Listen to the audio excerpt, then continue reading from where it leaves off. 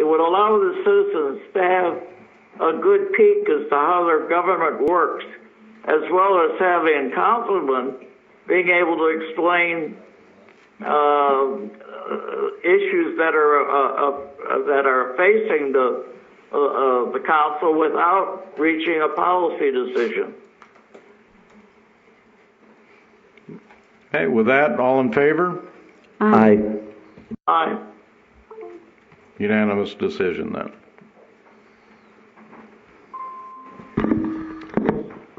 I guess I'm really unclear what you're looking for, because we know what type of issues you can discuss. You can discuss whatever you want as long as it's under your, it's city related. It's something that's going to appear before the council. I don't know how do you want this information? I'm not sure what you're asking for. Well, you had indicated to me over the past week at a couple of different times that you have concerns that the open meeting law would prevent some, all, a portion of, would be in conflict with this concept.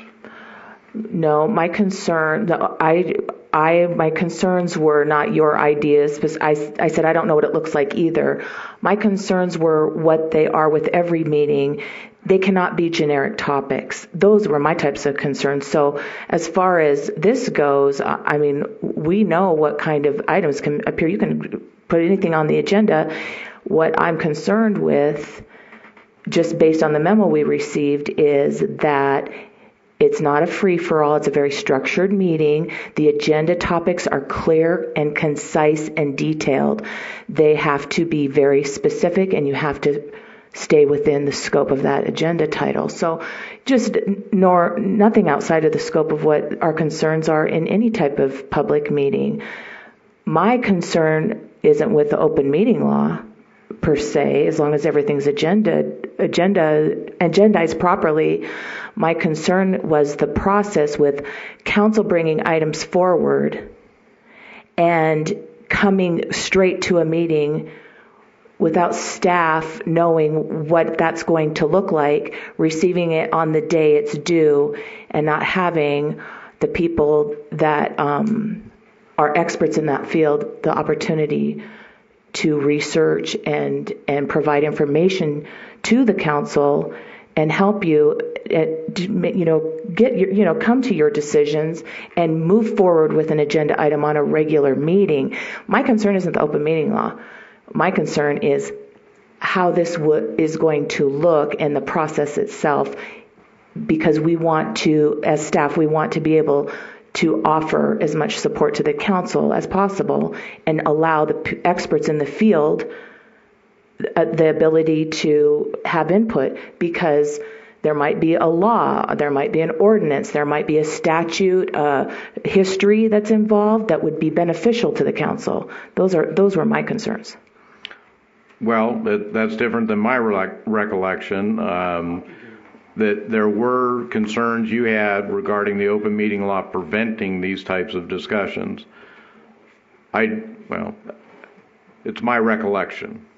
The other issue regarding staff time, that's understandable, and it's going to be incumbent on each council member to understand that they can't drop the same thing that we get every 2 weeks of a request for an enormous amount of effort to do research and say, we want this ready in 5 days. That's not going to work, and the answer from staff should be, I'm sorry, we can't do it in the period of time you've requested. That's a simple answer. That doesn't stop this process, though.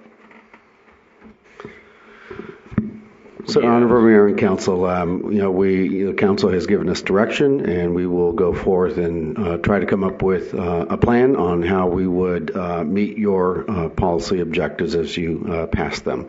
Another opportunity that we also have is tomorrow. There is training for city staff and all of the elected and appointed officials. And so long as you're not deliberating or voting, it is a training. You can ask questions about open meeting laws and the like in that particular forum. And we happen to have the premier expert in the state of Nevada that will be providing that training, and that would actually be a good opportunity to ask those kinds of questions, so that there is better understanding and we all hear kind of the same thing. So I would certainly encourage the council to utilize that training on open meeting law, ethics, and the likes, and ask your questions appropriately. Again, I would caution that you want to make sure that you're not deliberating or making a decision in your training that we all will be going to tomorrow. I'm sure Mr. Carlson will be happy to correct us if we should attempt that. I suspect so. All right, thank you. We will then move to item number 16 for possible action, appointment to City Council to fill an unexpired term ending in June 2021. My understanding of this process is that each council member may nominate one or more people for the vacancy. A second of the nominations is not needed. Once all of the nominations have been made, the council will then take a vote on those names until we come up with, I believe it's a simple majority. Is that correct? So 3 votes.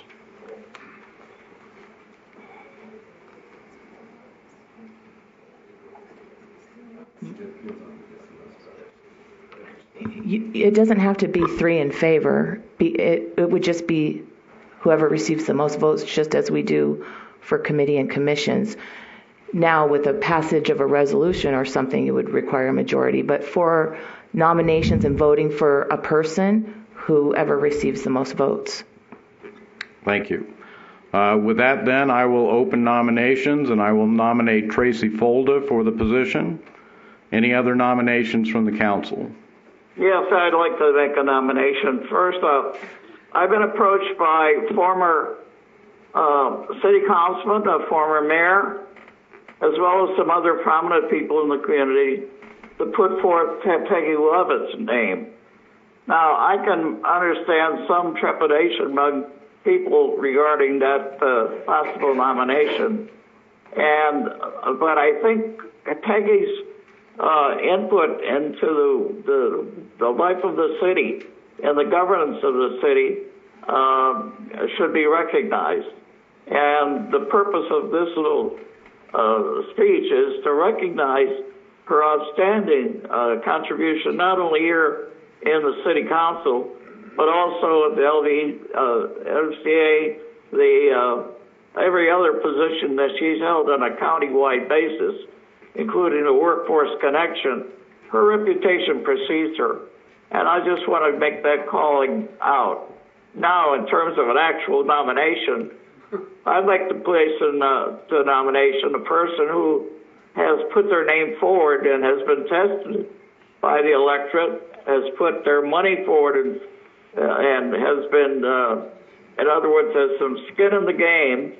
They had not been successful up until this point for reconsideration. And so I would like to put into the nomination Judith DeShane for the 5th council person. Are there any other nominations? I just wanted to say that this was extremely difficult. And as much as I do understand open meeting law for now, it's so hard to do this and have no idea what other people are thinking. I have received emails and text messages, Facebook Messenger messages, recommendations of who somebody else thinks that somebody else should be. This was one of the hardest decisions there's lots of hard decisions I've had to make, but I didn't make this decision lightly. I really didn't. And I too would nominate Tracy Folda, and I don't want to go into all the reasons, but it was a very well thought out decision that I had to make. So I just wanted to share that this was not an easy decision, especially making it in isolation. So. Any other nominations? I was also going to nominate Judy DeShane, just to be open about how I came to that. I was reached out by a lot of people. It was incredibly difficult. I didn't discuss this with any other council member. I had a number of people reach out to me. I reached back out to them and set up time to talk with each of them to really get an understanding of where they were coming from. There were a lot of things to weigh. Even leaving the house, I was, my mind was this way and that way. But that's the weight of responsibility of the city council. I also reached out to a number of people in the community that weren't interested in the seat, but just to get an idea of what they thought was best for the community. People that I know didn't really have necessarily a skin in the game other than being a concerned community member, but doesn't really pay attention to the ins and outs necessarily of politics, but just concerned generally with Boulder City. I will disclose that Glenn Fayen, Judy's husband, did contribute to my campaign early on, so I just wanted to be open about that. There was no quid pro quo or no strings attached to it, but I did want to make that very clear, just so that people were aware. Any other nominations? A motion to close nominations? I'll move to close nominations. A second? I'll second. All in favor of closing nominations? Aye. Okay. Aye. That's unanimous to close nominations. We will then vote on the two nominations. Let's do it by a show of hands. Those for Tracy Folda. Mr. Harhay, please hold your hand up or not. My hand is secured to the bed here. Okay, all those in favor of Judith DeShane, either raise your hand or say aye. Aye. Okay, 2-2. Is there anyone who wishes to reconsider their vote? Okay, hearing none, we then move to the resolution of this, which I believe is to draw a lot.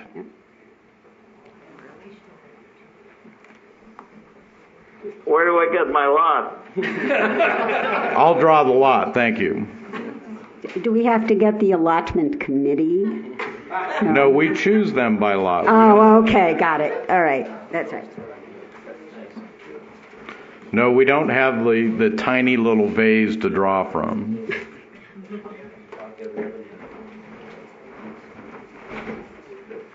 I've got some used bandages if anybody... Thank you for offering.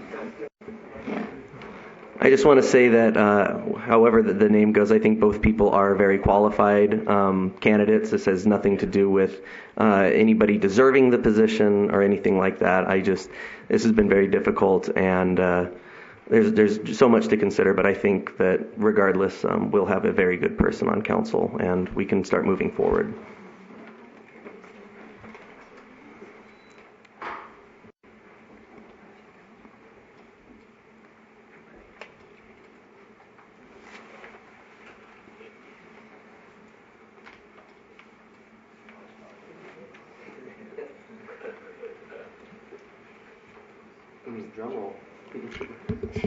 My lot would be unchanged from my nomination.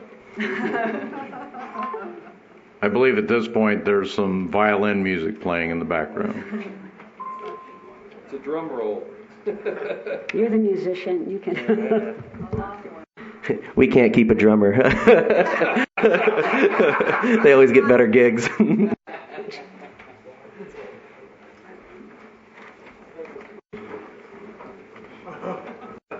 Can we see the names?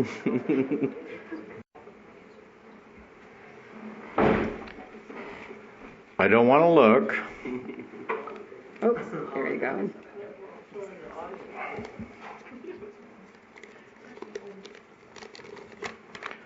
Tracy Folda is the name drawn.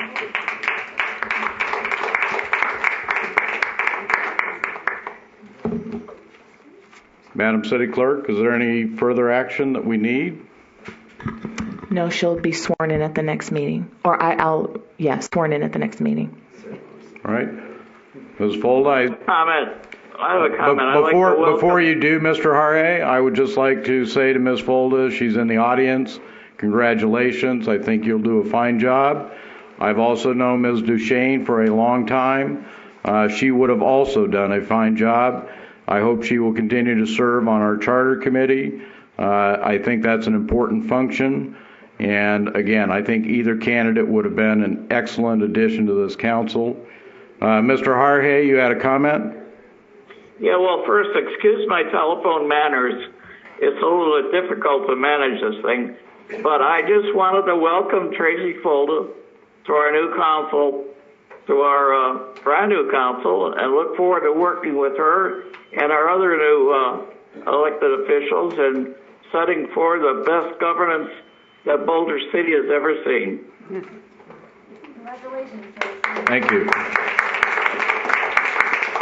Anyone else before we move on to our next item? All right, we'll move on to item number 17 then for possible action, city council appointments. At our last meeting on June 25th, we did have an opportunity for each of the council members to voice their preference, I guess would be the best way to put it. I've gone over those preferences, looking at the list. So I'm going to ask for a little indulgence from the council here. I do have some familiarity with most of these bodies, and taking into consideration the preferences that people have expressed. For Councilman Harhay, the Southern Nevada Health District Advisory Board member, the Audit Review Committee.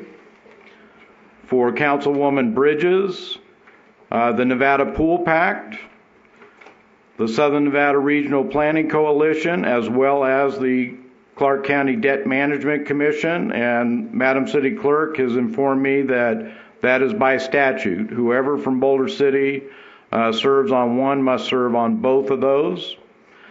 And also the Southern Nevada Water Authority. For Councilman Adams, the Boulder City Community Education Advisory Board, the Southern Nevada Health District Board, the Nevada League of Cities Board of Directors, and for the new person who has not been able to express any preference, the Nevada League of Cities Legislative Committee and alternate to board, Workforce Connections, and the Audit Review Committee. And then for myself, the Las Vegas Convention and Visitors Authority, the Regional Transportation Commission, and Regional Flood Control District. And I believe this is the same situation where whichever person serves on one must serve on both. And then there are two, I won't say ceremonial, but there are two others that are primarily the mayors that serve on, which are the Civilian Military Council and the Las Vegas Global Economic Alliance. So with that, unless we have anyone wishing to arm wrestle or otherwise object, please object, Mr. Harhay. This will probably be my last opportunity tonight. I would very much like to be considered for Workforce Connections. I developed some very good relationships there in dealing with other local elected officials in the Southern Nevada and also in two of the counties. And I very much would enjoy the reappointment to the Workforce Connections council as opposed to, I don't know who was assigned that, but I think I'm pretty much attuned to what the policy issues are, and I think I could do a good job for Boulder City as well as Southern Nevada. And you believe you would be able to participate in that over the next year? Yes, I've already talked with Jaime Cruz, who's the executive director of Workforce Connections, and he's looking forward to me staying on board. Ms. Folda, even though you had not expressed any desire for that job, I'm assuming you'd have no objection then. Fine. We will say Mr. Harhay for Workforce Connections. Any other objections, or can we move on? I had one clarification because perhaps I misheard, but I thought you had suggested Councilman Harhay for the Health District Board, but then you had also mentioned my name. Did I? Okay. There are two separate positions there, is my understanding. There's an advisory board member, and then there is a member of the board. I believe it's two separate positions. It is. I'm just not seeing it on here. So that would mean that Mr. Harhay would be the advisory board member and you would be the board member. Any other clarifications? Madam City Clerk, do we need a vote on that? Okay. Is this public comment? Kind of public comment. Tracy Folda. The only thing that I would like to change would fight Councilman Adams for the Boulder City Community Education Advisory Board. My husband's a teacher, my families are all teacher, and I've worked a lot with advocating for education with my own children. So that's something I had an interest in. Well, she gave up one. No objection from me. I think that would be a good fit. You have children, so. Thank you. Thank you. Thank you. Madam City Clerk, do we need a vote, or are we okay? All in favor of the designations that we have gone over? Aye. Aye. Aye. Ms. Folda? She can't vote yes. Actually, she can vote, but Yes. so it's unanimous then. All right, that brings us then to our final public comment. This comment period is for any item that a member of the public wishes to speak about. Again, the time limit is 5 minutes. Mr. Hunt.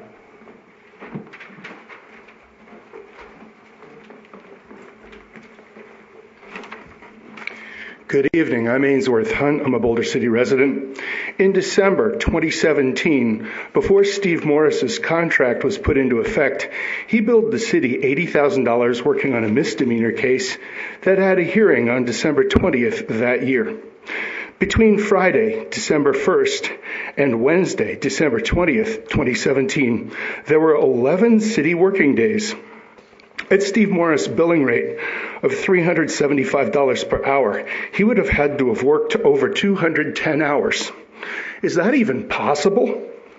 Now, having lost the misdemeanor case at district court on First Amendment rights and vindictive prosecution, the city attorney has retained outside counsel at city expense in order to try to force a new trial where the best outcome he can hope for is 300 hours of community service that would have to be supervised by a judge other than Victor Miller, as the municipal judge has recused himself in this case.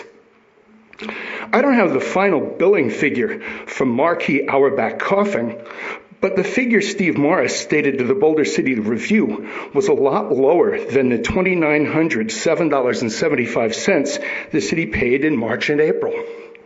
I'm pretty sure that's not the final cost of a 48-page filing, and arguing that to the Nevada Supreme Court will add more to that.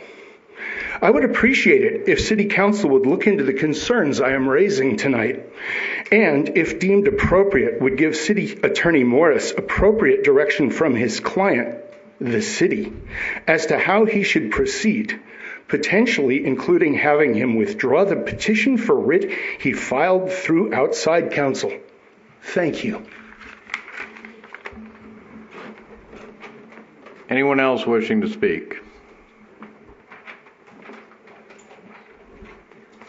Good evening, Council. Kelly Carlson, Boulder City resident. I used to live in Bullhead, so sorry about that. It's late. Regarding agenda item 15, I like the time spent in these meetings that I already attend with the discussion and the full opportunity for me to get access to the same information that you do.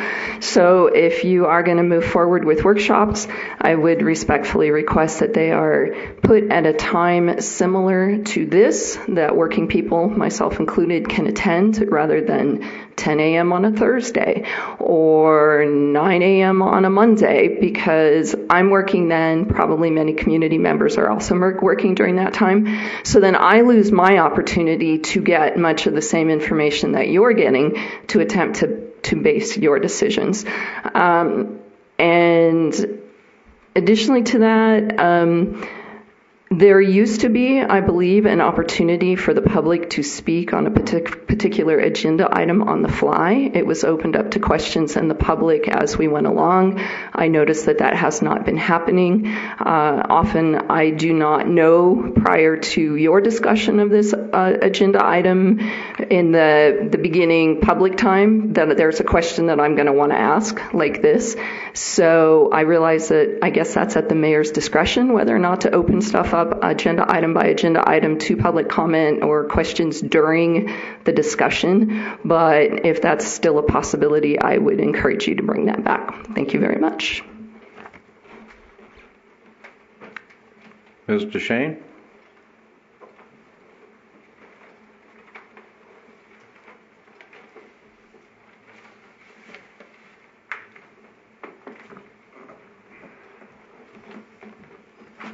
Judy DeShane. I will agree with Kelly that I was waiting at various times expecting you to ask or open it for comment. So if either way you do it is fine. It's just that if you aren't going to do it on each item, if you would let us know, and then we can all make, do our itemized comments at the very beginning of the meeting, it would be helpful. I also very much like the idea of having public meetings at whatever time you guys want. It doesn't matter to me. But to get information from staff, to hear your questions ahead of time, maybe for us to be able to give you our input, our thoughts and ideas on things you're discussing prior to you actually making a decision. When we say something at a council meeting, it doesn't do any good really, because you guys have already had to do your research. You've already had your discussion with staff and one thing and another. So there's really no opportunity for citizens to put in their 2 cents worth. So thank you.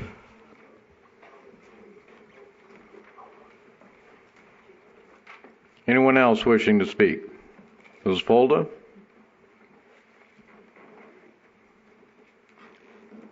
Tracy Folda. I just want to say I'm very honored to serve Boulder City, and it's not something that I take lightly at all, and that I will be doing my homework for every item that comes before me. And I'm open to come to talk to me, and I hope that I look forward to the time to spend on finishing up Kieran McManus's term. Thank you.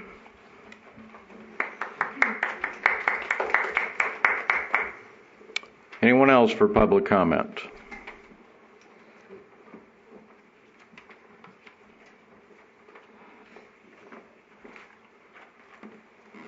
Milo Hurst. A lot of this was about historical earlier, and being somebody that has bought several of the buildings and redone those buildings, I think that some buildings shouldn't be saved. I know that's probably opposed to, so as you're hiring this person or getting experts, there are some buildings that due to safety and environmental reasons have no economic value.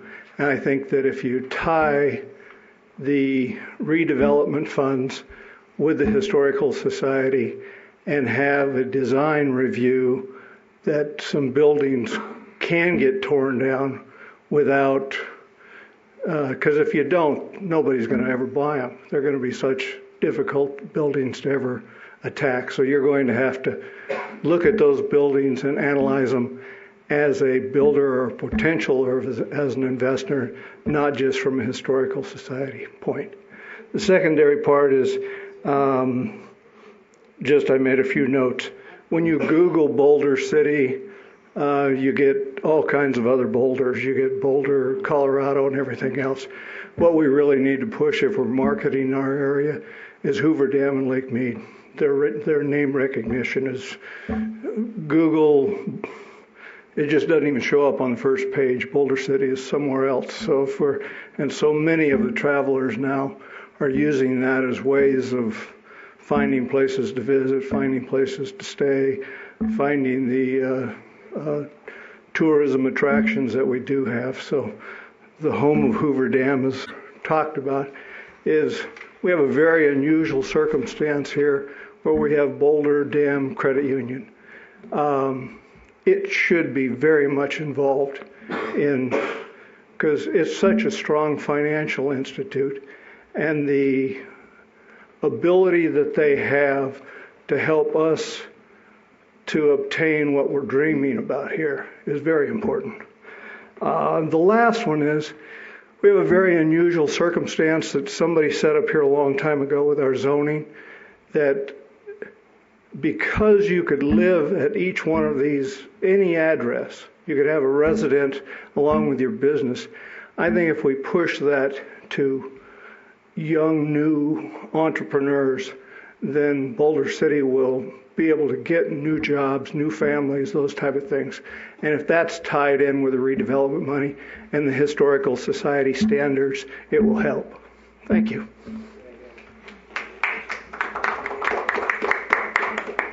Anyone else? All right, we will then move to City Council reports. Councilman Adams? No reports at this time. Councilwoman Bridges? No reports yet. Councilman Harhay? Yes, I would like to offer my apology to the folks for the last council meeting. I made some comments that could be perceived as hurtful or inarticulate and inartful, and there's no excuse for it. I apologize. I hope my apology is accepted. My grandkids said I was just a grumpy grandpa, so that's no excuses. Okay. Councilwoman Folda, I know you've already made one comment, but if you would like to do so as in your new position. No comment. Thank you. I just have a couple of quick notes. The 4th of July, great time as usual here in Boulder City. The parade, the pancake breakfast, the games at the park, the fireworks. We know how to do it. We've been doing it for a while. I guess this was number 71. So we're looking forward to 72 next year. Whenever we do these things, people go out, have a great time. I encourage that. I try and do it myself. When you are doing it, make sure you're not interfering with anybody else's fun. I heard a couple of comments about some people being unkind. We don't want to do that here in Boulder City. But again, overall, fantastic 4th of July. Weather cooperated as well. The Mr. City Manager had mentioned it earlier, as has been the custom, the last City Council meeting in July will be canceled. So with that, we will see everyone in August, and the meeting is adjourned. Thank you. Wow.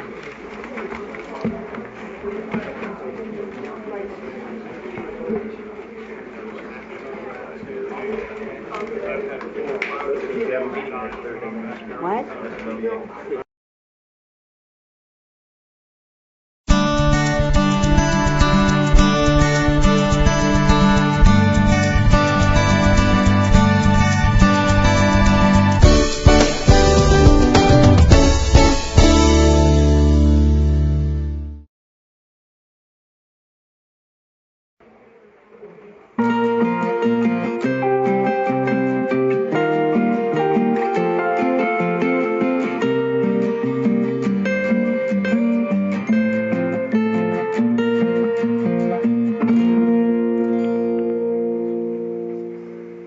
Good evening, everyone.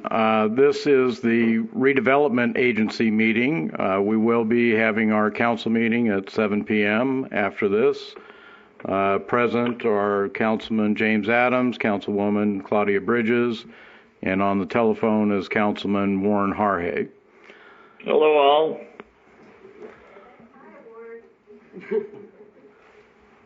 The first item is the approval of the minutes for the April 23rd, 2019 regular RDA meeting. I'll move to approve. Second. All in favor? Aye. Aye. Aye. Any opposed? All right. Item 2 for possible action. Thank you. I've neglected to include public comment. Again, we are doing 5 minutes for public comment. Is there anyone who wishes to speak on any of the items on the agenda? All right, we will then, seeing none, we'll then move to item 2 for possible action, resolution number 214, a resolution of the Redevelopment Agency of Boulder City, Nevada, authorizing redevelopment agency grant program funding for certain eligible improvement costs related to the Boulder City Company store at 525 Avenue B. And our community economic development coordinator is here. Thank you, Chairman. Thank you, Chairman and RDA board members. Good evening. BoulderCityNevada Holdings, LLC, members Tara and Troy Bortoli, are proposing to invest $82,000 to remodel and launch the Boulder City Company store, along with a historic house parts room and coffee tea bar. The property, which was purchased by them in April of this year, is located at 525 Avenue B and was formerly the Antique Depot. Proposed eligible RDA property improvements include restoring the storefront to similar of the original men's stores from the 1930s, exterior paint, ADA compliance, and new LED signage.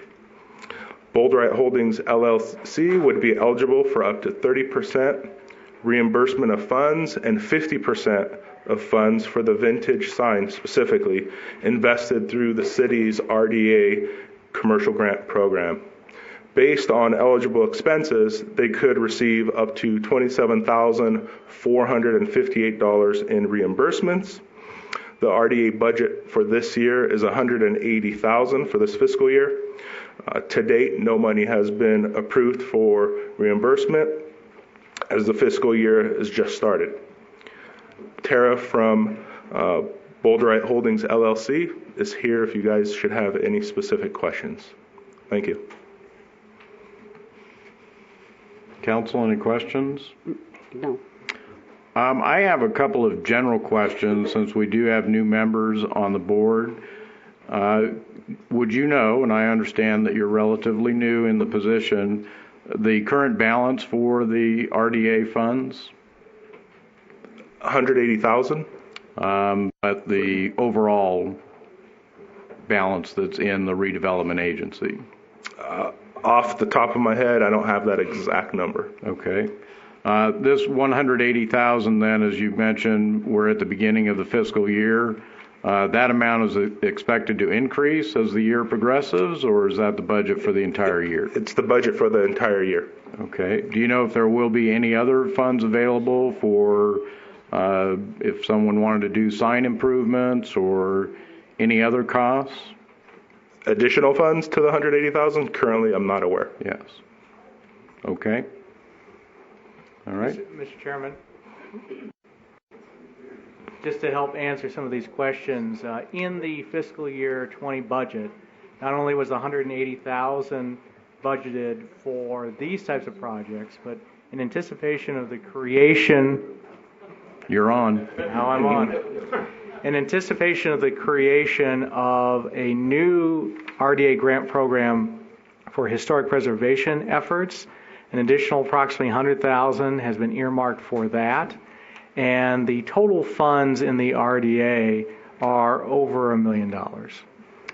And is that money reserved or otherwise encumbered at this time? That money, a portion of it has been budgeted. So there is the opportunity, if the City Council were to amend the budget in the future, to add other funding sources to the RDA. All right, thank you. Any other questions from council? I do not. No real questions. I just wanted to make the comment that I'm happy to see that the storefront will be returning to a more historic portrayal of what the building used to be. The first person, when I was reading the agenda, I contacted Dennis McBride and just kind of asked some general questions about, the history of that location, and it seems that things are looking to be going in a good direction. So just wanted to make that comment. And I had mentioned it in my briefing to staff yesterday that whenever we do projects like this within the historic district, and I do think this project certainly has some great benefits to it, that we get our Historic Preservation Committee involved in these types of projects as well, so that they have an opportunity to make suggestions or comments that we may benefit from here as the board for the RDA. All right, with that, I'll entertain a motion. So moved. Second. All in favor? Aye. Aye. All right, unanimous approval. We'll move to item number 3, Resolution 216, a resolution of the Redevelopment Agency of Boulder City, Nevada, authorizing redevelopment agency grant program funding for certain eligible improvement costs related to the auto wash at 915 Nevada Way. Don Wengart, the owner of Auto Wash, is proposing to invest approximately $17,840 to specifically remove and replace the existing asphalt of the entrance with concrete. The property is located at 915 Nevada Way and was built in 1976. Don's family has successfully been operating the auto wash here in Boulder City for over 2 decades. Don would also be eligible for 30% reimbursement of funds invested through the city's RDA commercial grant program. Based on eligible expenses, she could receive up to $5,352 in reimbursement. As previously mentioned, the RDA budget is $180,000 for this fiscal year. Excluding the previous agenda item, again, no money has been approved for disbursement. Don from the Auto Wash is here if you should have any specific questions. Thank you. Thank you. Any questions? I do not have any questions, no. Comments? Mr. Harhay? None. Okay. I'll entertain a motion. So moved. Second. All in favor? Aye. Aye. That's unanimous then. Thank you. Thank you for the presentations. Thank you. Item number 4, Resolution 217, a resolution of the Redevelopment Agency of Boulder City accepting written disclosures of the Redevelopment Agency board members of property they own or have a direct or indirect financial interest that lie within the redevelopment area boundaries. For those wondering why you don't see mine or Councilman Harhay's forms in there, we've already signed those, and the requirement is that we would submit new forms if any purchases or interest were obtained over the past 2 years. Okay. Did you want me to add anything? If you have something to add. No, I just wanted to clarify that when you're elected to the board, you are not allowed to acquire property within the RDA area unless it's your primary residence. That is the exception. And if you had it before you were elected, you're just required to disclose. So during your time in office, if something changes, you would need to file a new disclosure. But as the Chairman McManus mentioned, every officer of the board, including staff, has already filed their disclosures. Thank you. Any other questions? No. Again, I'll entertain a motion then. So moved. I'll second. All in favor? Aye. Aye. Vote is unanimous. That then brings us to item 5, our final public comment. This comment period can be on any issue that the public desires. All right, seeing none, we will adjourn the meeting and reconvene in a few minutes for the council meeting. Thank you.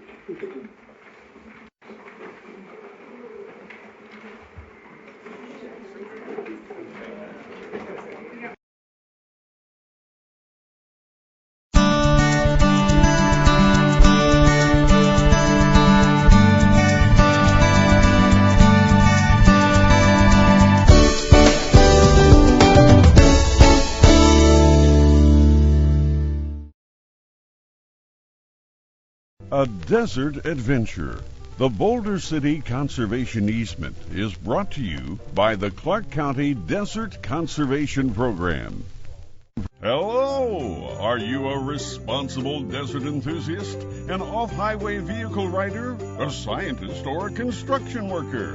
Well then, welcome to Boulder City Conservation Easement. Before you embark on your desert adventure, there are a few things you should know. This is a conservation area, and it is your responsibility to respect, protect, and enjoy. But first, let's go over the history and purpose of the area and all of the things you are going to encounter on your desert adventure. Fun fact, in 1931, Boulder City was established by the federal government. That is why there is no gambling in Boulder City. For decades, the Las Vegas Valley has been one of the most rapidly growing regions in the country. However, in 1989, the development community faced a new and unexpected challenge. No, that's not it. That wasn't the problem. We went too far back. The catalyst of our story begins with a discussion of the desert tortoise.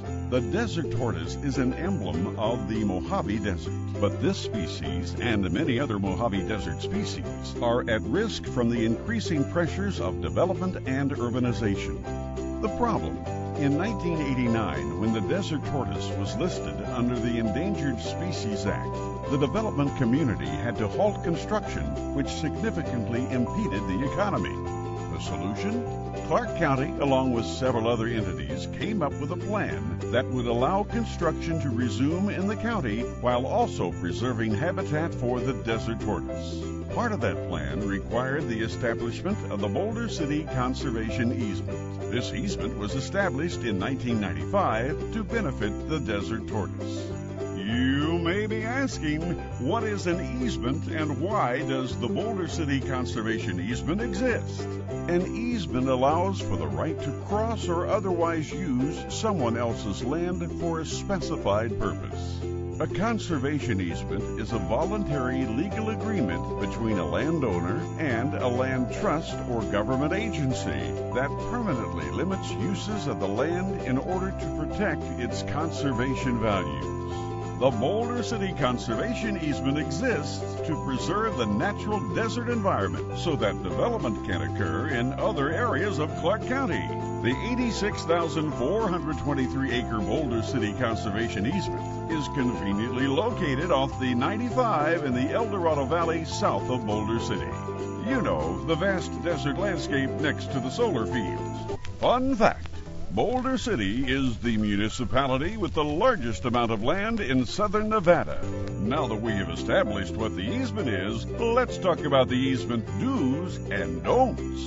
If you plan to access the easement for work on an adjacent area, including substations and solar fields, yes, we are talking to you, construction worker. Or if you are on the easement to recreate or conduct research, talking to you, desert enthusiast, OHV writer, or scientist, it's necessary that you understand the rules of the area.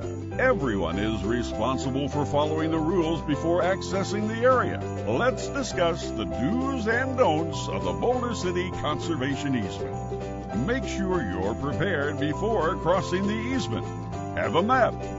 In this vast open space, you may be tempted to traverse the land in your automobile.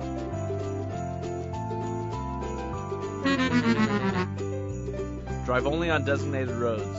No sign, no road. That's right. There are designated roads for all vehicles. So the next time you come across an intersection, choose the right road to drive on, indicated by signage. We know some of you have a lead foot. The speed limit is 25 miles an hour on the designated roads of the easement. So let up on the gas. There's no traffic, and enjoy the desert. We know that you need target practice. There's a time and a place for everything. Target practice is not allowed on the easement, ever. So keep those firearms holstered. Where are you going with that? Act responsibly. There's no dumping or littering allowed on the easement. Do your part by picking up trash on the easement. That reminds me, there is no camping on the easement. We know that dogs are a person's best friend and may accompany you on your desert adventure. These domesticated animals can become rambunctious when encountering such a wild environment. Please keep your dogs on a leash for their safety and the safety of other desert inhabitants. Upon your travel through the easement, you may come across tortoises, lizards, snakes, birds, and a variety of plant species. Hey, where are you going with that? Are you trying to take that cactus with you? It's illegal to take plants, animals, or even geological specimens.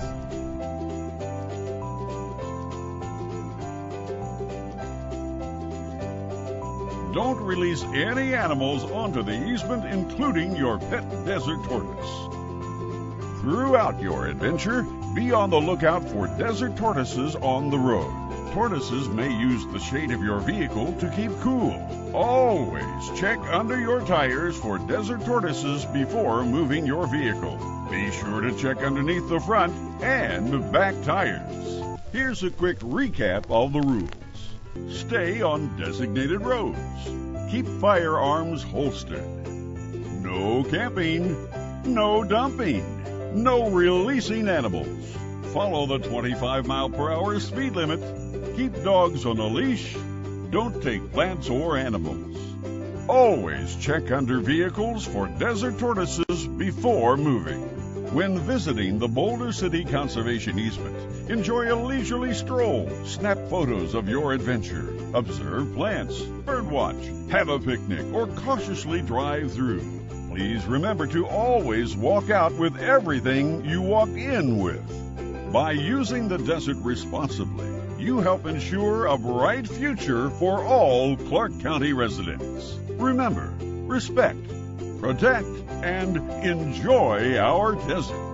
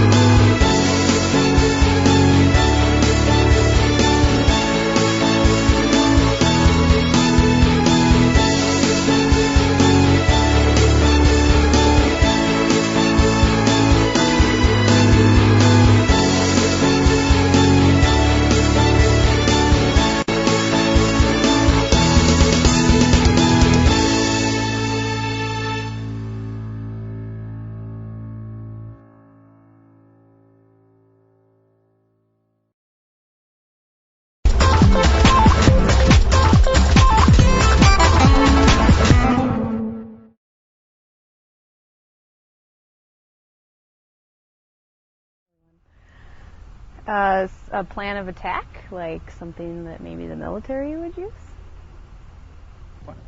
It's a plan that my daughter uses to plan for her basketball games. Strategic plan is how I get my wife and kids in an area that they don't want to be. It's a document that's strategically done. A strategic plan would be the implementation of a vision. A strategic plan is a guiding, fluid document that helps the city plan for its future. The goals and objectives have been identified through community input.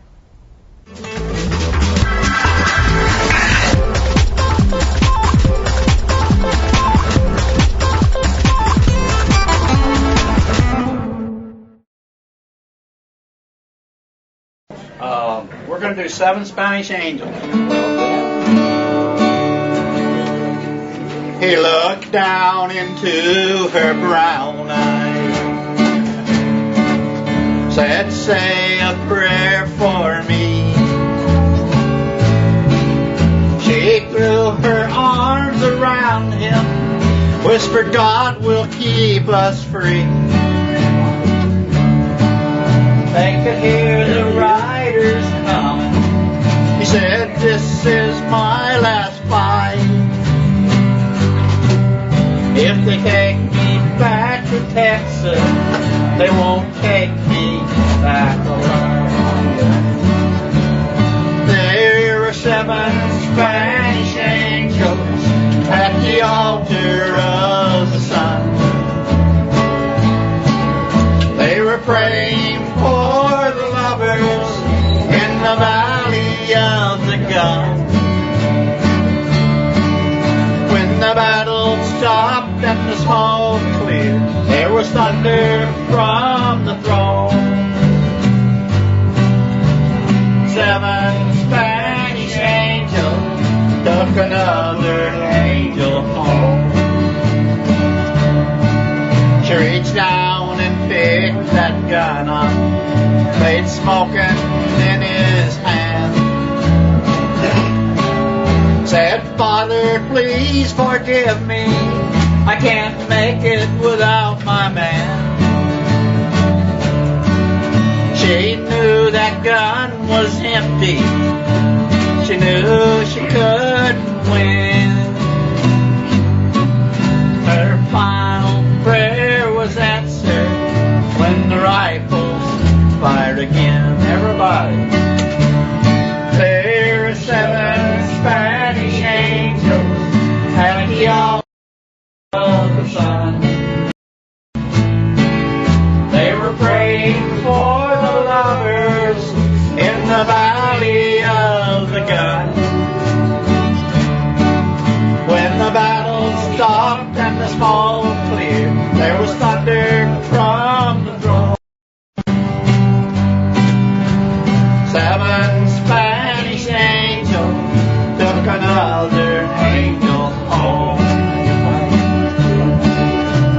7 Spanish angels took another angel.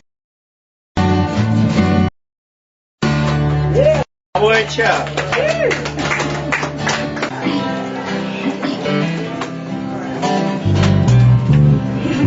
You guys done Ashes of Love yet? Nope. Let's try that. What gear are you going to do out up there?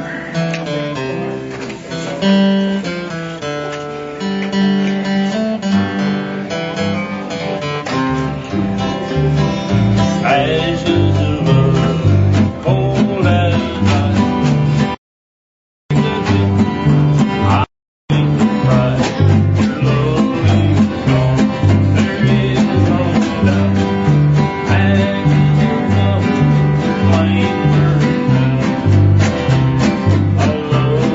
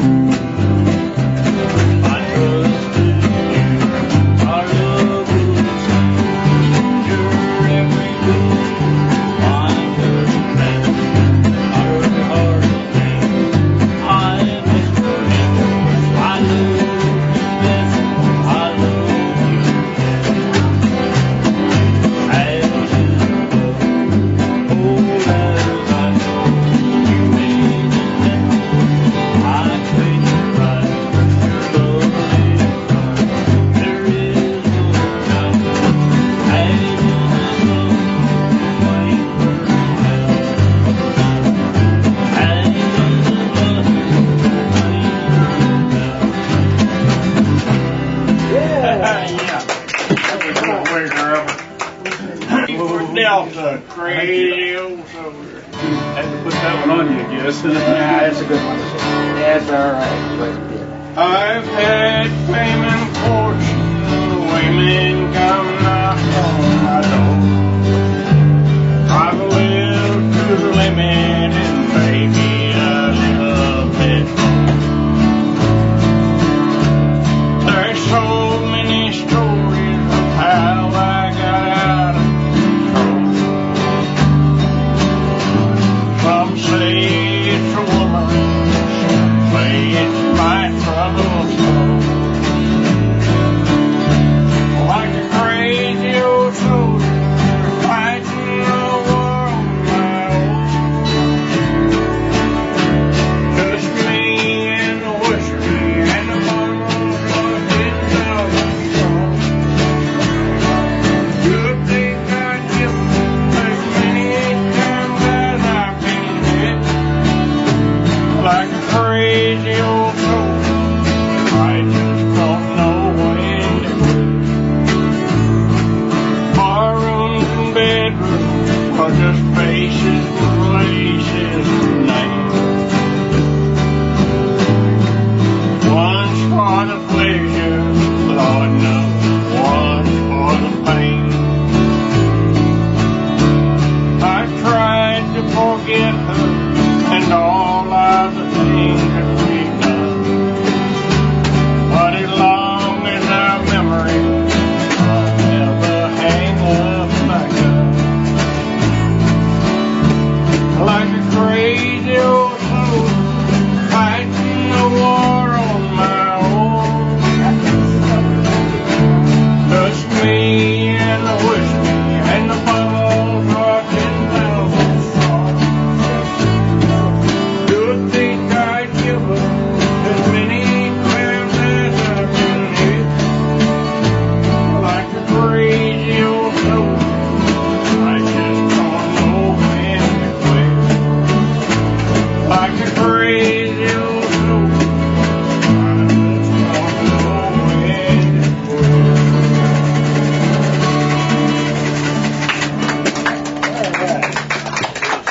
I don't know. I get it.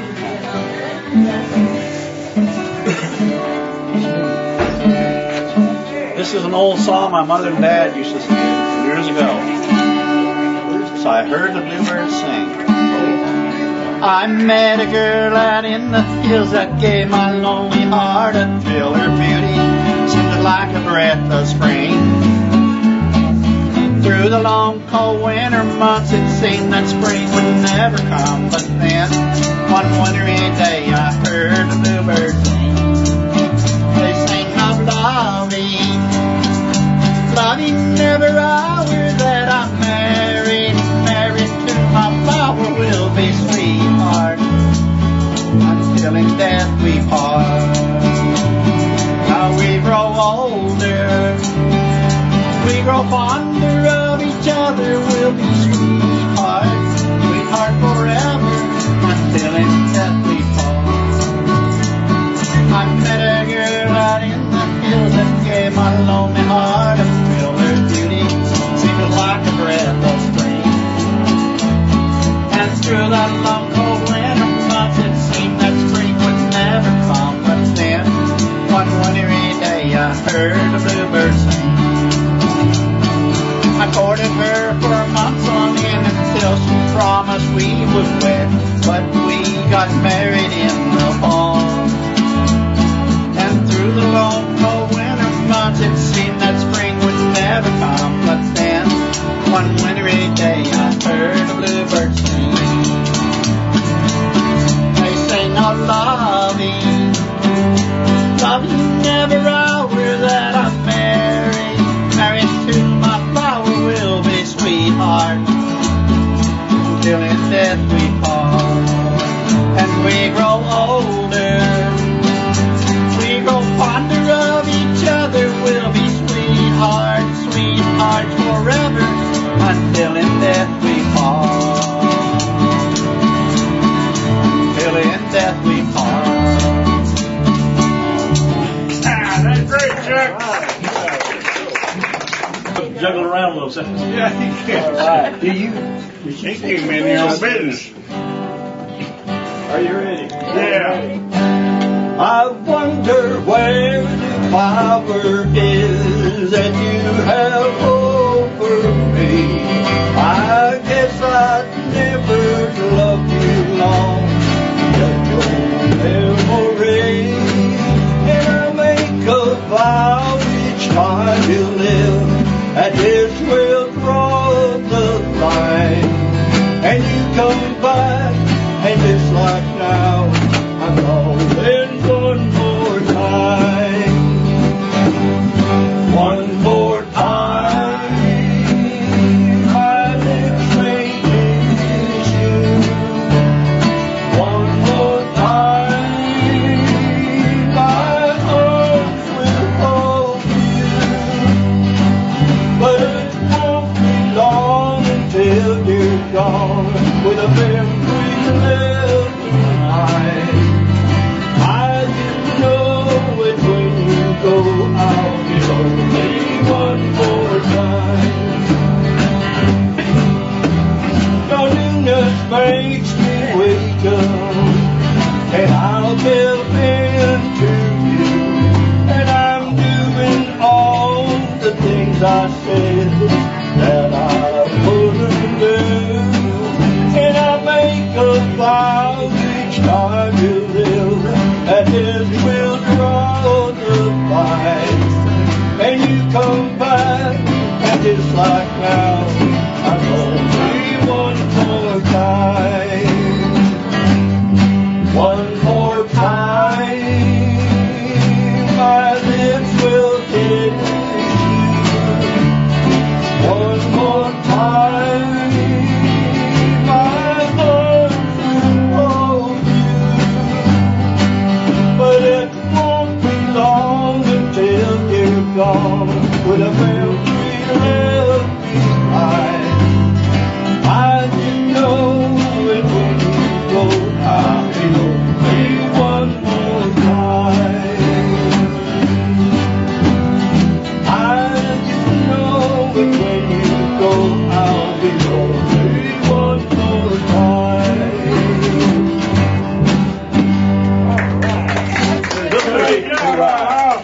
Don't run me off here. What are you doing in the... I gotta do my wild side. Get in deep.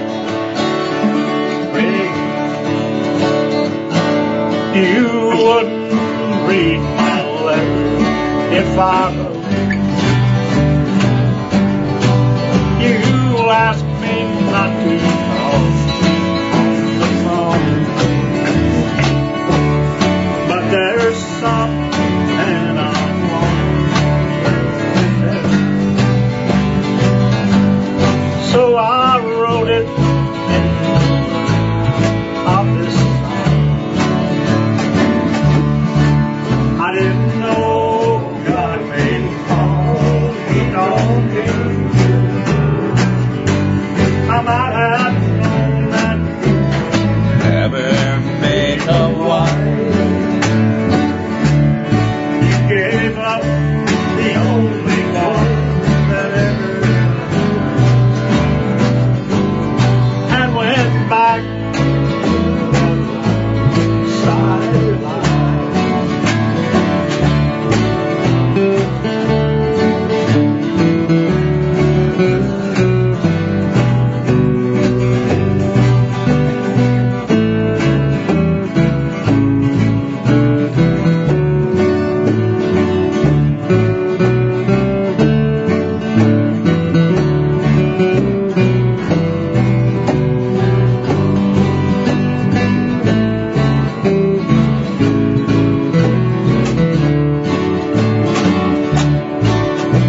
Oh, the glamour of the gay night lights and moon. The places you and never loved. Where you wait to meet anybody and forget that you never knew. wouldn't read my letters if I wrote. You asked me not to go.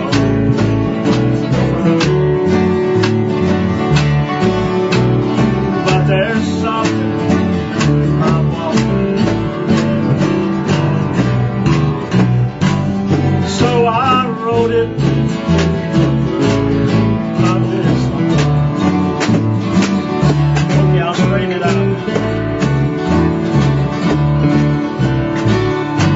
I didn't know God made me home. He taught me.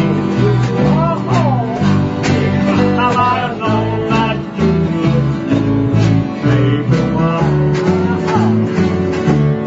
You gave up the only one I ever loved,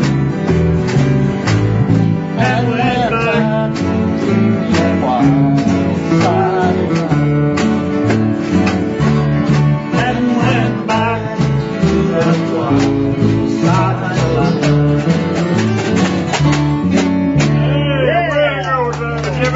All I have to do is just read you another verse. Yeah, that's good. We'll take a break on this one. Here we go. It's in G.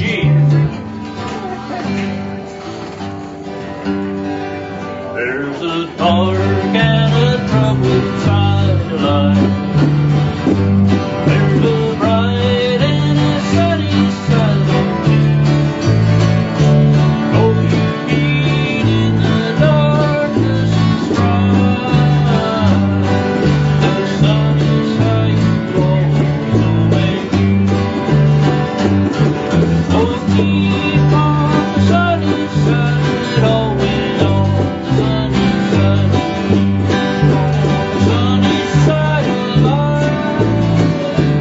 It will help us every day. It will brighten all the way. It will keep on the sunny side of life. Oh, the storms and the dreary windy days. But keep hope that we share so dear. Clouds and storms will in time pass away, and the sun again will shine bright and clear.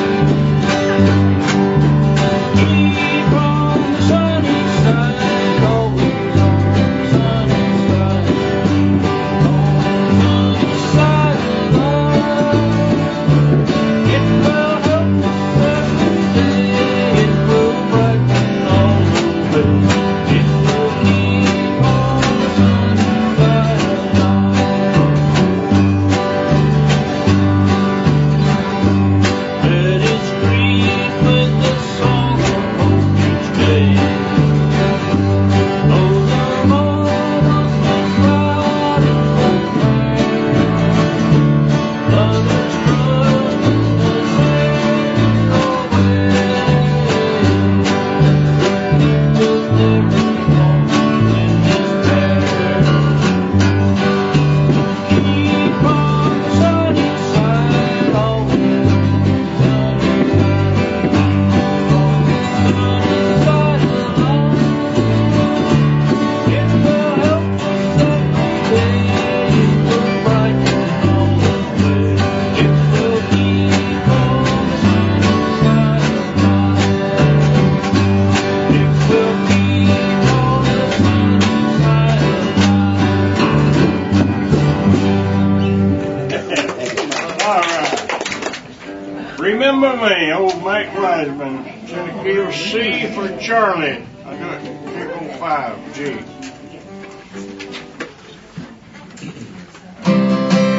Remember me when the candlelights are gleaming. Remember me at the close of a long, long day. It would be so sweet when all alone I'm dreaming. Just to know you still remember me. The sweetest song of it all.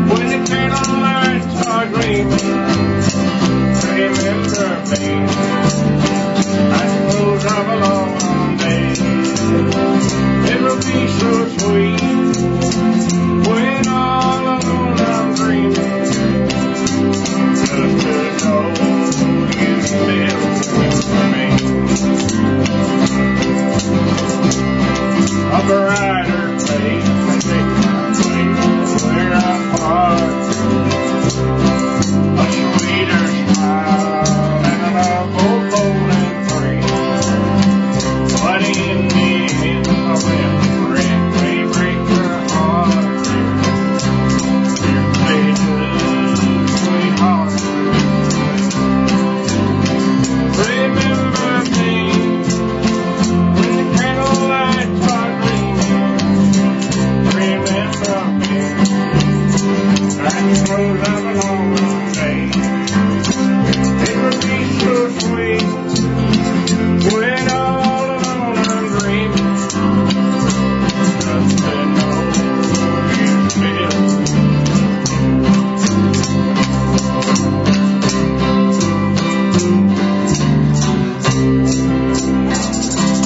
That's good. All right.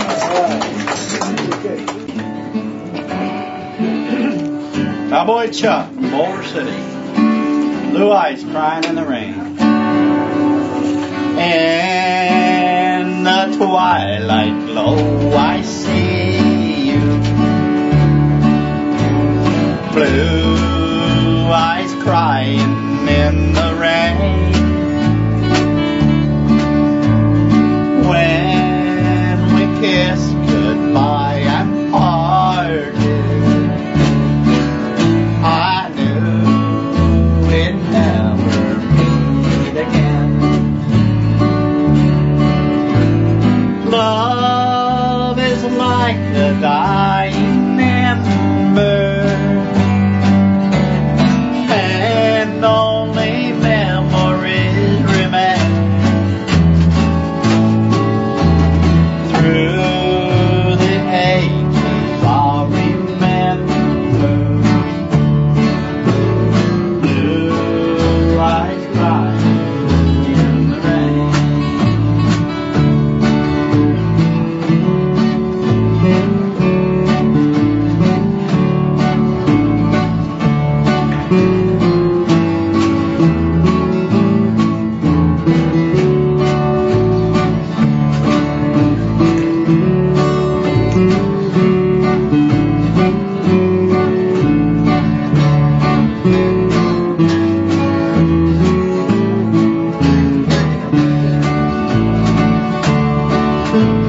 Now my hair has turned to silver. All my life I lived in vain. I can see her star in heaven. Blue eyes crying in the rain. I said blue eyes cry in the rain. Thank you much. I don't want to mess it up. Hard over my hard over mine. Good over my mail. Okay, my mail. Oh, you ready to get it with the mail? In G. In G, okay. I love you so much that I can't leave you. Even though my mind tells me I should. And you make me think you really want me. And all my thoughts have leaving do no good. You got me hard over mine, worried all the time, knowing you will always be the same. You'll keep hurting me, I know, but I just can't let you go, 'cause my heart won't let my love fully change. Friends tell me they see you're out with others, and in my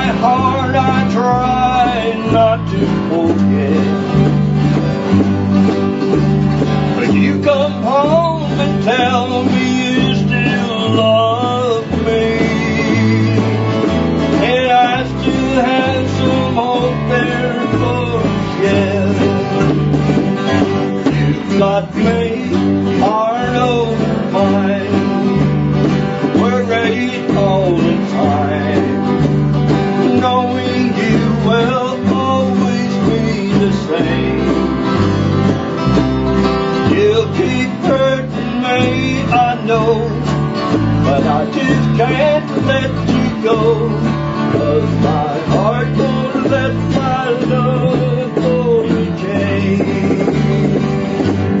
'Cause my heart won't let my love go to change.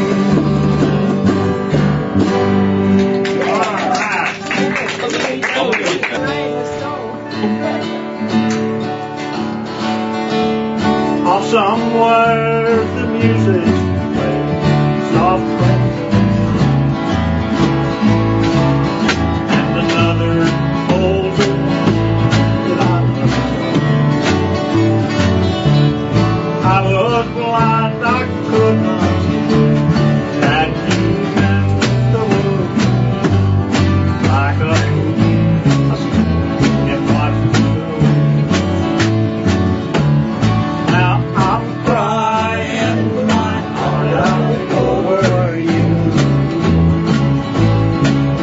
Those blue eyes, now they're struck for someone new. Ever since you went away, I died a little more each day. 'Cause I'm crying my heart out over you. Each night I climb the stairs up to my heart. It seems I hear you in I miss your pictures on the wall and your footsteps while I'm rocking in my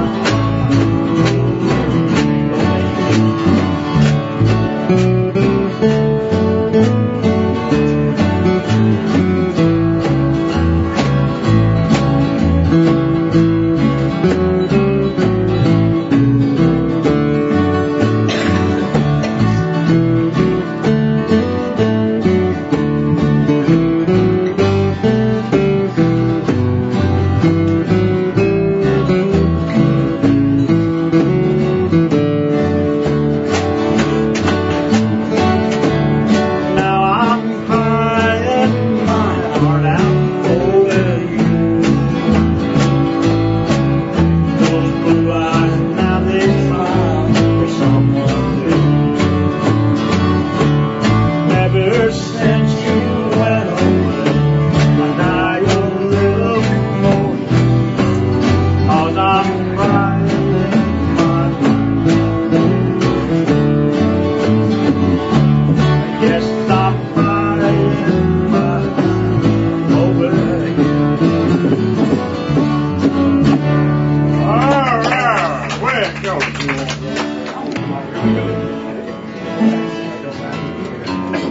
Send me the pillows that friends left on. You know that I sleep every day. Send me the pillows that friends left on. So dark night, rain always do. Each night will I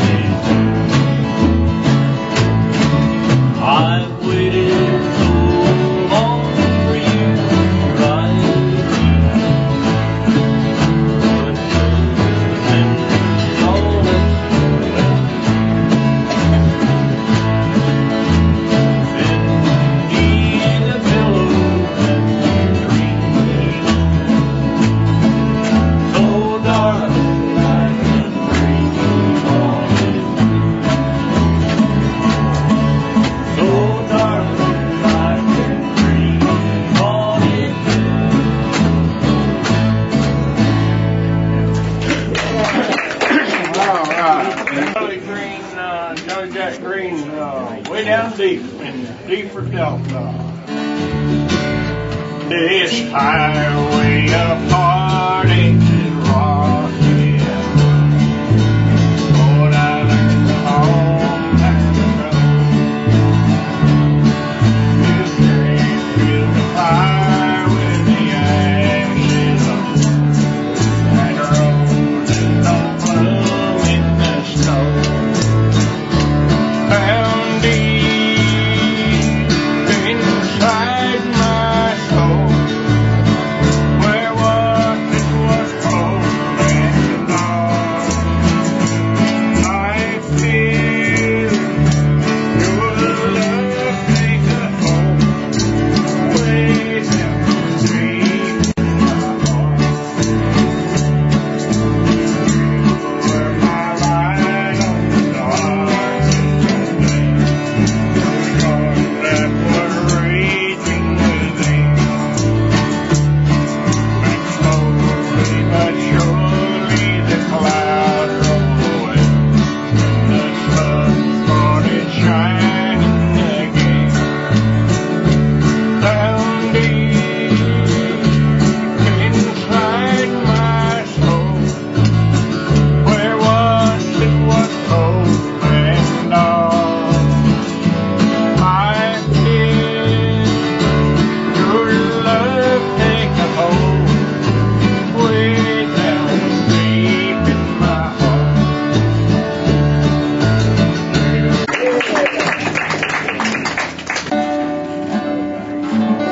Today I passed you on the street, and my heart fell at your feet. I can't help it, but I'm still in love with you. Somebody else stood by your side, and he looked so satisfied. I can't help it, but I'm still in love with you. A picture from the past comes slowly stealing.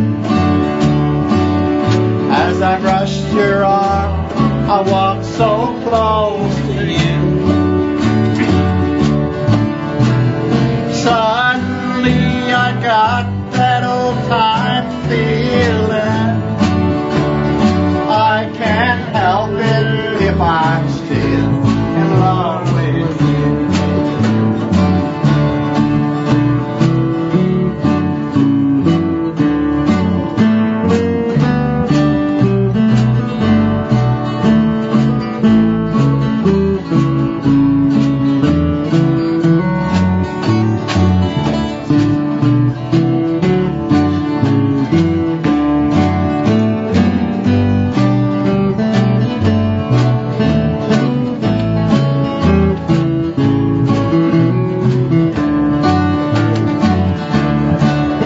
It's hard to know another's lips will kiss you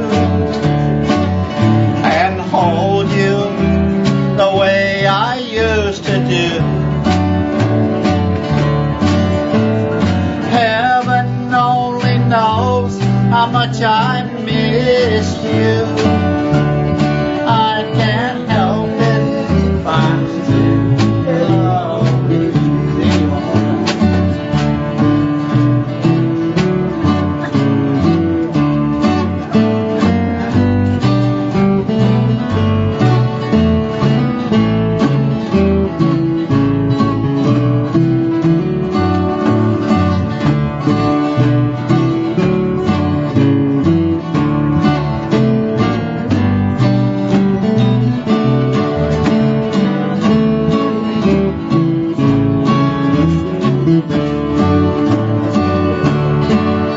It's hard to know another's lips will kiss you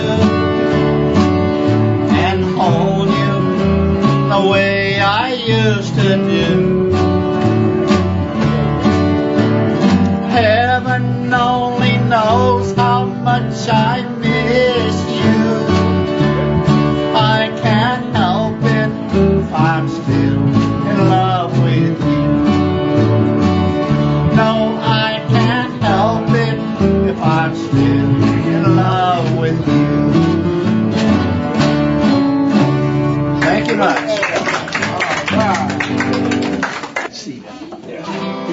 I was going to catch it. You know that you're doing lots of things that is right. You're out with a different party almost every night. And you're making me look like a crazy fool. So why do I have these doubts about leaving you? Because my heart tells me stay, but my pride tells me go. But how can I leave you when I love you so? Which way should I turn? I'd sure like to know. My heart tells me stay, but my pride tells me go. I'd be so much better off to drive you from my mind and make you a memory that I cannot leave behind. I know that these heartaches are what you will put me through. So why do I have these doubts about leaving you? Because my heart tells me stay, but my pride tells me go. So how can I leave you when I love you so? Which way should I turn? I'd sure like to know. My heart tells me stay, but my pride tells me no. My heart tells me stay, but my pride tells me no. Oh yeah!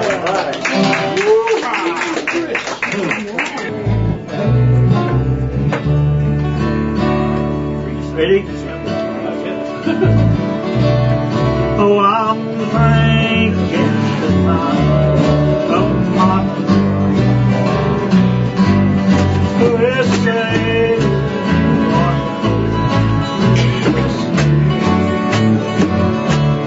yeah, I'm thinking of her, and I wonder if she thinks of me. Would have been better for us had we been. And this one never met. For the flag seemed to be. I'm sure that my first did.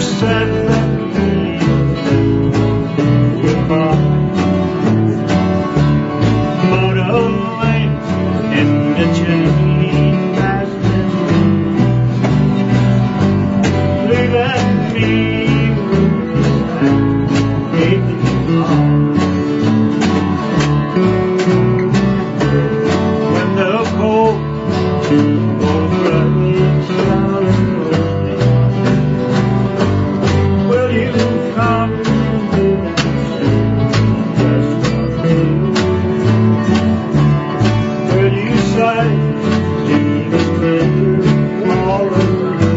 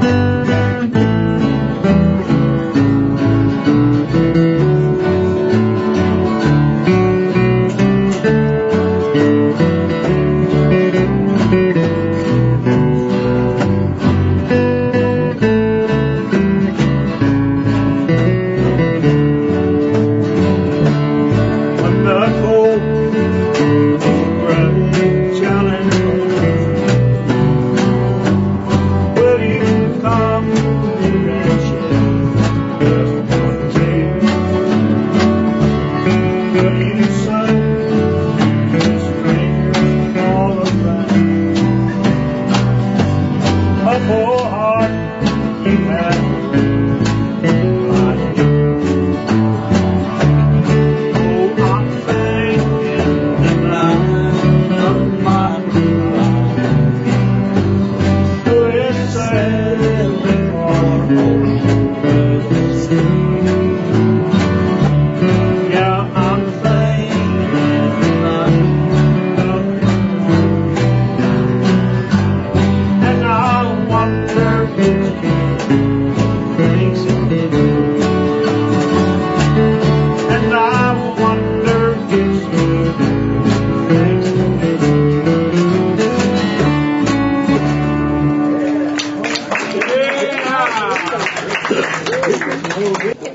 Just eat all that chili for lunch and everything. Come on, D, you're up. We're running out of tape here. How about long black beans? All right. Can't save it, but Boy Scout. Smitty's making fun of me. I don't like Smitty. He's better than I am. What did I do? I didn't do it. You're better than I am. I don't like it. Oh, you go. Because I'm younger. Where are we going? what are we, long black veal and cheese? Oh, You do good, Chuck. You do really good. I know. I'm chilly, baby. 10 years ago, on a cold summer, someone was killed, beat the town all night. There are few but they always get the square and the Lord like the judge says, what is your alibi? Somewhere else you won't have to die.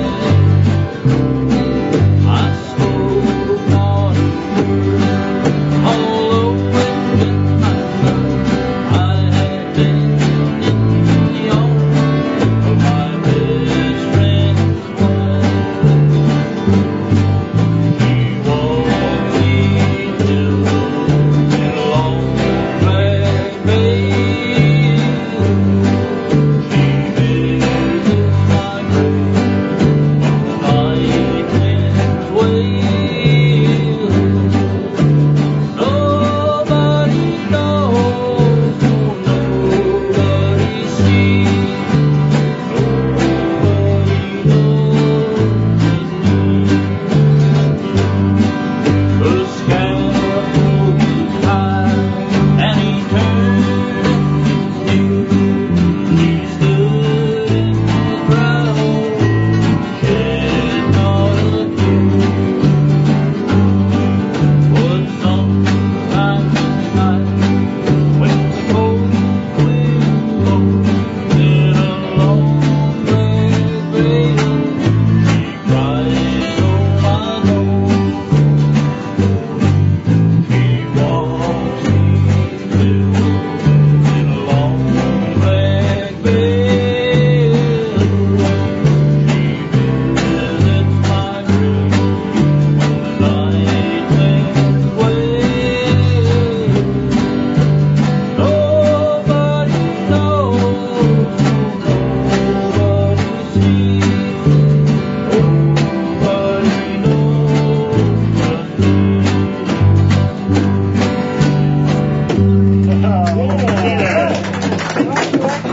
However you like. Flower in the desert. Sometimes I feel like a flower in the desert, blooming along like a motherless child, so far away in a prison of freedom. The only thing living for 100 miles.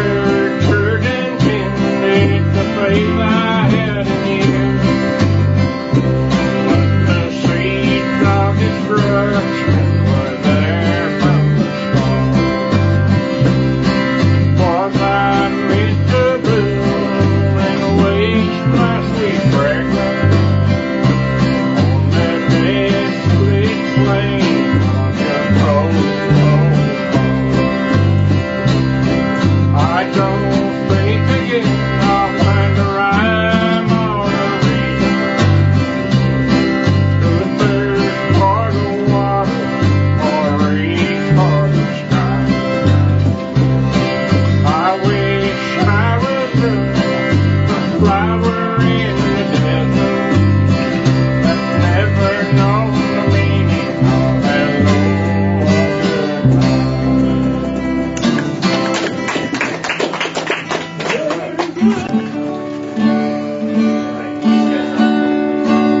Sometimes I feel the weight of the past break in my mind. I know it's gone for good. It makes me want to cry. Is this all we get to keep as the years go strolling by? Just a memory of all the days gone by.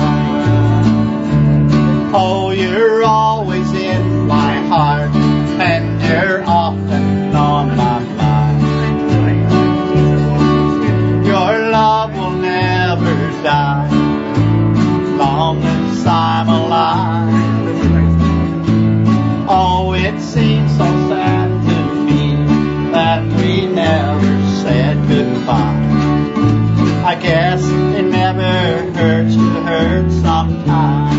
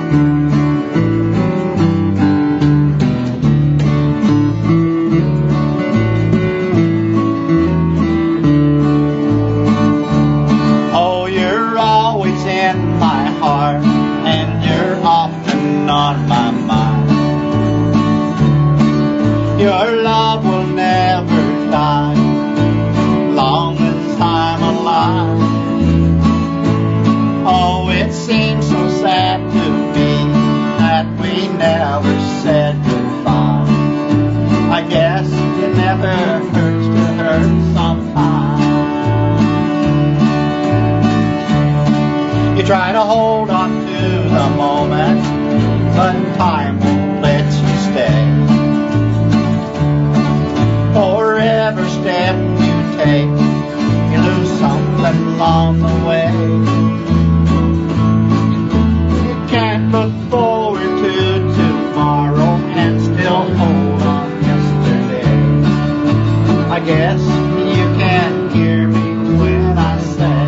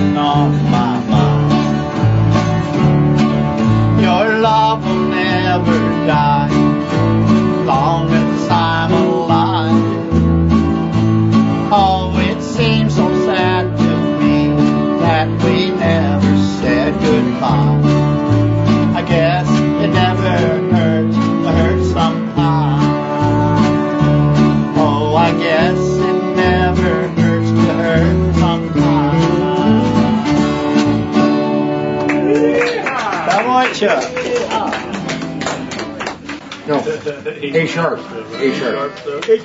A sharp. Unless you want to do it in B flat. Yeah, let's get it there. Good looking woman. You heard that? By Rossi. It's probably, I can't use that word. I can't again. Yeah, I see that. That's where the money comes in. Just do it. Do it. I can't take my eyes off that good-looking woman. She danced with everyone but me. And each time I walk all across that Texas dance floor, the good-talking cowboy just sweeps her off me. I see some beauty down in Mississippi.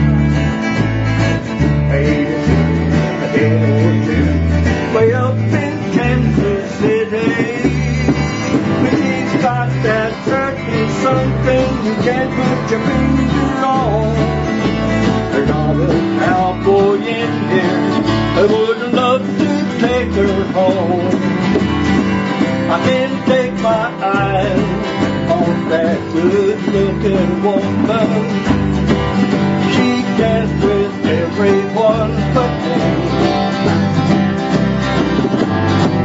And each time I walk all across that Texas dance floor, some good talking cowboy just sweeps her off the floor.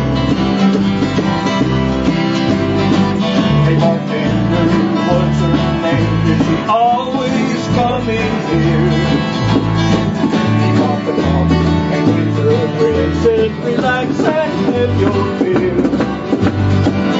She's got that special something you can't put your finger on. She always comes in by herself, and you can bet she'll leave alone. I can't take my eyes off that good-looking woman. She danced with everyone but me.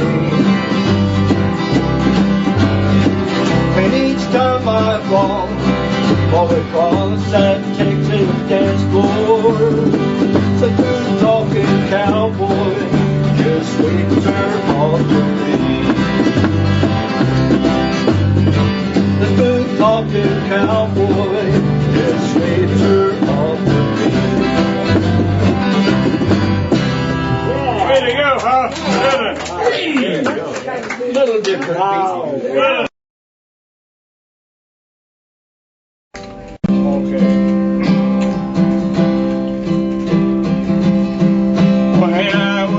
Child, my family would travel to western Kentucky where my parents were born.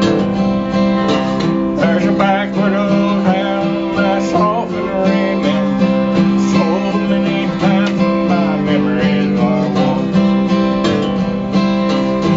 Daddy, won't you take me back to Muhlenberg County, down by the Green River where paradise lay? I'm sorry, my son, you're too late in asking. Mr. Peabody's cool is always late. Sometimes we travel right down the Green River to the abandoned old prison down by Henry Hill, where the air smells like steak and we shoot with our pistols. The empty pop bottles was all we would give. Coal company came with the world's largest shovel. They tortured the timbers and stripped all the land.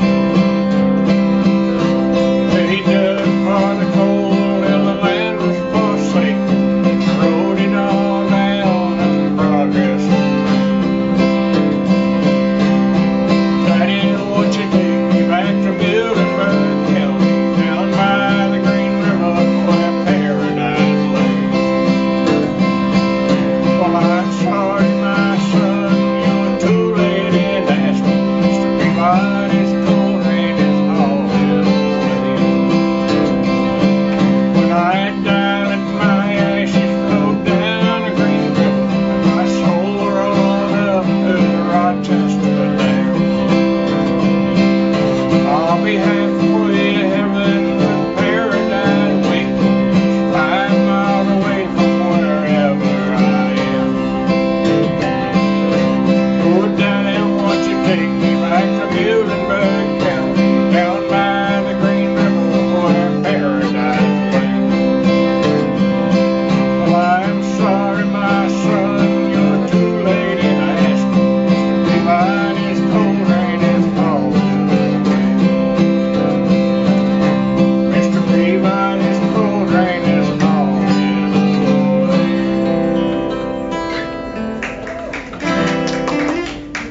Yeah. Marty Robinson. Better scoot out here then. Marty Robinson. Called Devil Woman.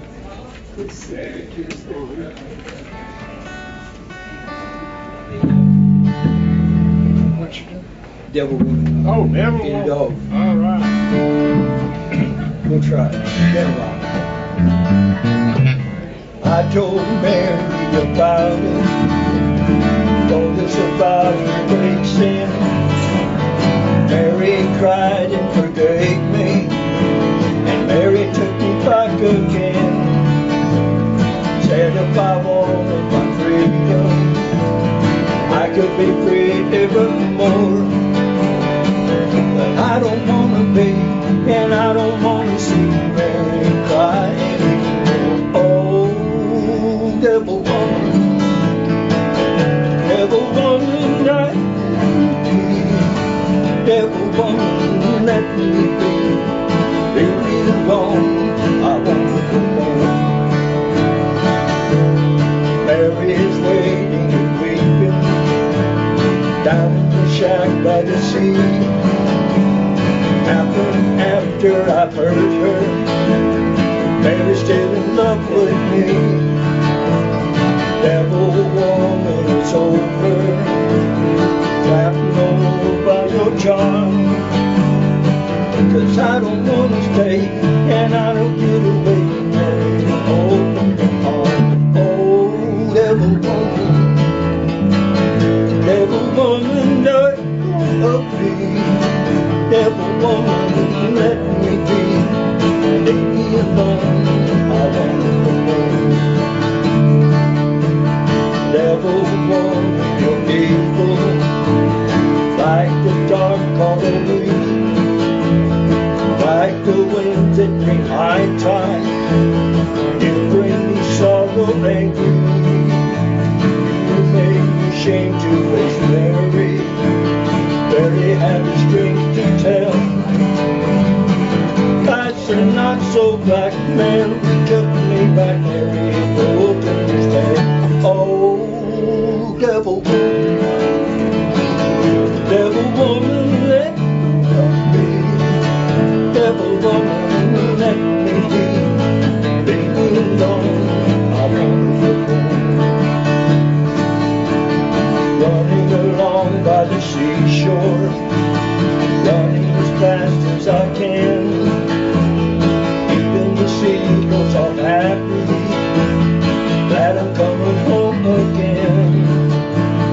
Never again will I ever have another tear to fall. Down the beach I see what belongs to me, the one that I love most of all. Oh, devil woman, let me.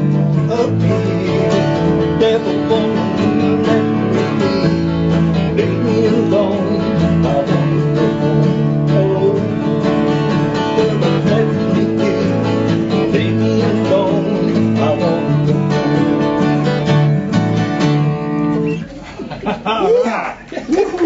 Good. Does any good. Do it D, guys.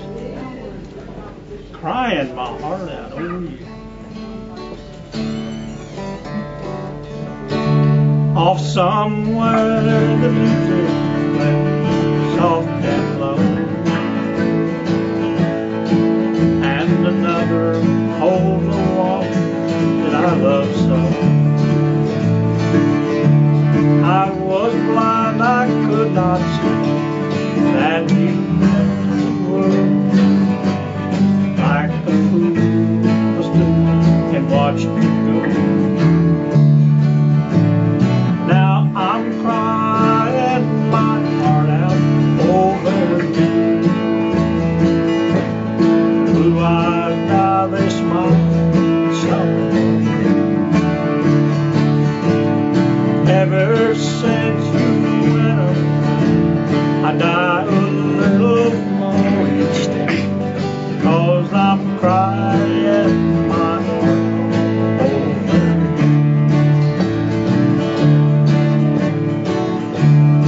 Each night I climb the stairs to my room.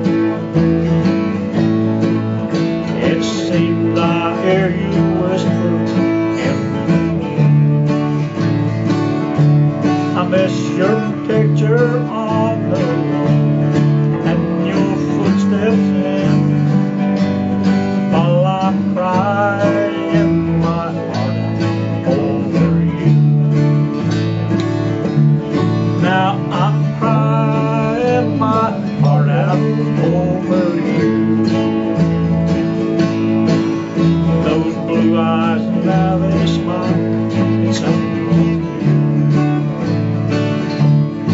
Ever since you went away, I died a little lonely shame, 'cause my pride and my heart over you.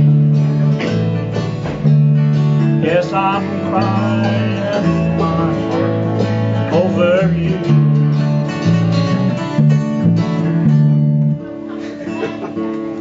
Well, I was tied up busy here. Well, here's no train song. Streamline, Cannonball, and E-Echo. A long still rail, a short cross town. I'm on my way back home. I'm on a train, the king of them all. Streamline, Cannonball. She moves along like a cannonball, like a star in its heavenly flight. That lonesome sound of the whistle light as she travels through the night. Her headlight gleams out in the night. Her firebox flames see the lines I write, the life I love, are home, sweet home to me. She moves along like a cannonball, like a star in its heavenly flight. That lonesome sound, the whistle I love, as she travels through the night. I can see the smile of the engine, although he's old and gray. Like a dead heart, he awaits the call on the streamline cannonball. She moves along like a cannonball, like a star in its heavenly flight. That lonesome sound, the whistle I love, as she travels through the night.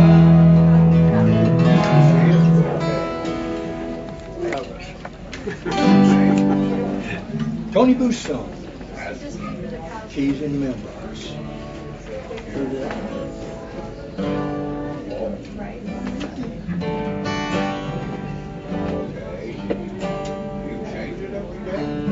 Want the keys in the mailbox? Come on in. Oh, jealous me and careless you, stereotypes were just too great. I couldn't take those lonely nights that made you sit and wait. That day that you walked out on me, I thought you walked out of sight. Instead I see you in my dreams each night. Oh, the keys in the mailbox, come on. I'm sitting here wishing, dear, I'd have your loving here. I'll never even ask you where you've been. Oh, the keys in the mailbox, come on in. I said I'd rather sit alone and share your company. I said don't come around at all if you need more than me. But sitting here alone, I can't deny the place I've done. I'd gladly have you back on any turn. Oh, the keys in the mailbox, come on in. I'm sitting here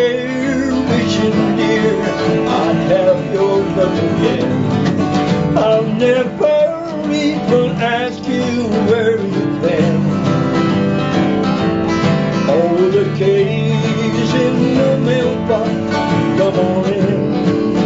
Bring it on down, but in case in the mailbox, come on in.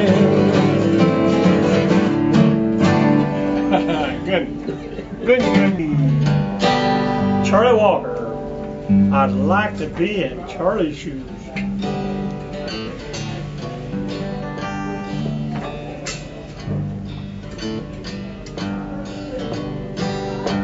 I'd like to be in Charlie's shoes. That's why I've always said. 'Cause he had you and everything tied with the golden thread. Hello, Charlie left and went away. When I got the news, wasn't long till I would walk round in Charlie's shoes. Now I'm wearing out the shoes that Charlie used. I'm walking back and forth across the floor.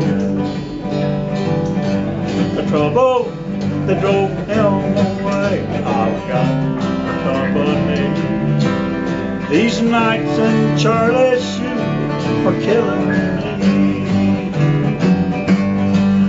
The greener grass that turned my head so slowly, then turned right. And every little dream I built, she's always there. I never knew old Charlie's shoes could have so many types of disappointing sorrows, and I wish he had them back. Now I'm wearing out the shoes that Charlie. I'm walking back and forth across the road. The trouble that drove him away, I've got for company. These nights in Charlie's shoes are killing me. Yeah. Oh, where's Cowboy Chuck when I need him? E-Echo, precious memories. Precious memories. Unseen names. Said from somewhere to my soul.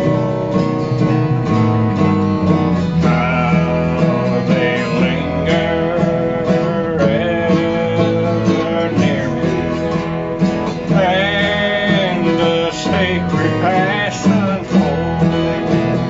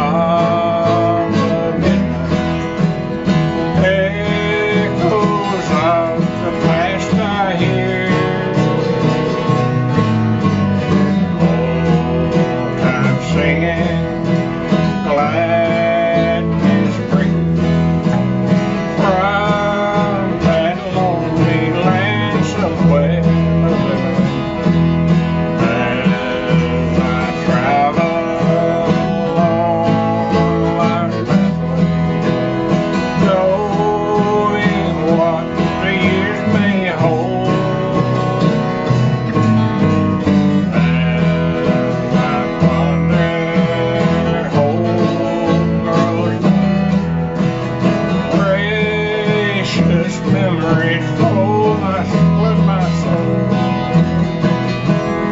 Precious memories, how they flood my soul. In the stillness of the midnight, precious sacred scenes unfold.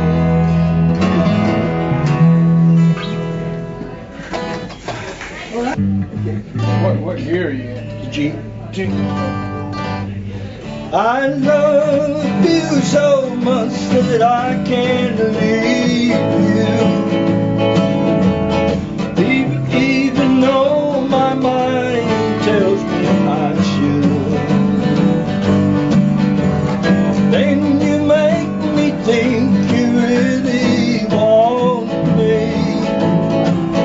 And all my thoughts have leaving do no good.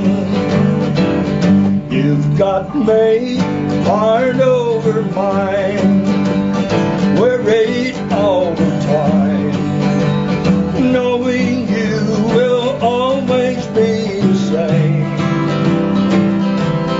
You'll keep hurting me, I know, but I just can't let you go, 'cause my heart won't let my love for me change.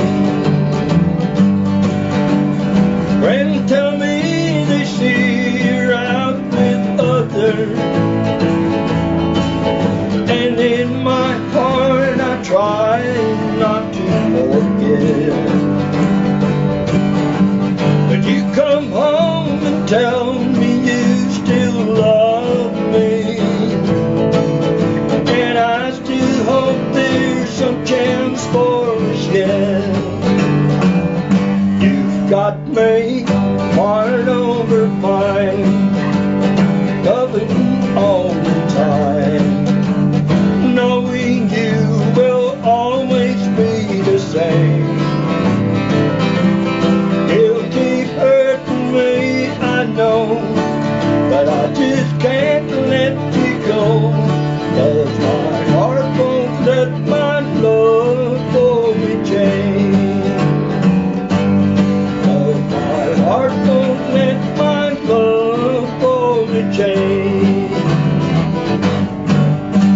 Yeah, I remember that one. That's good. Good one. That's the only thing I know of Elvis. Do it D, y'all. How about Wild Side Life?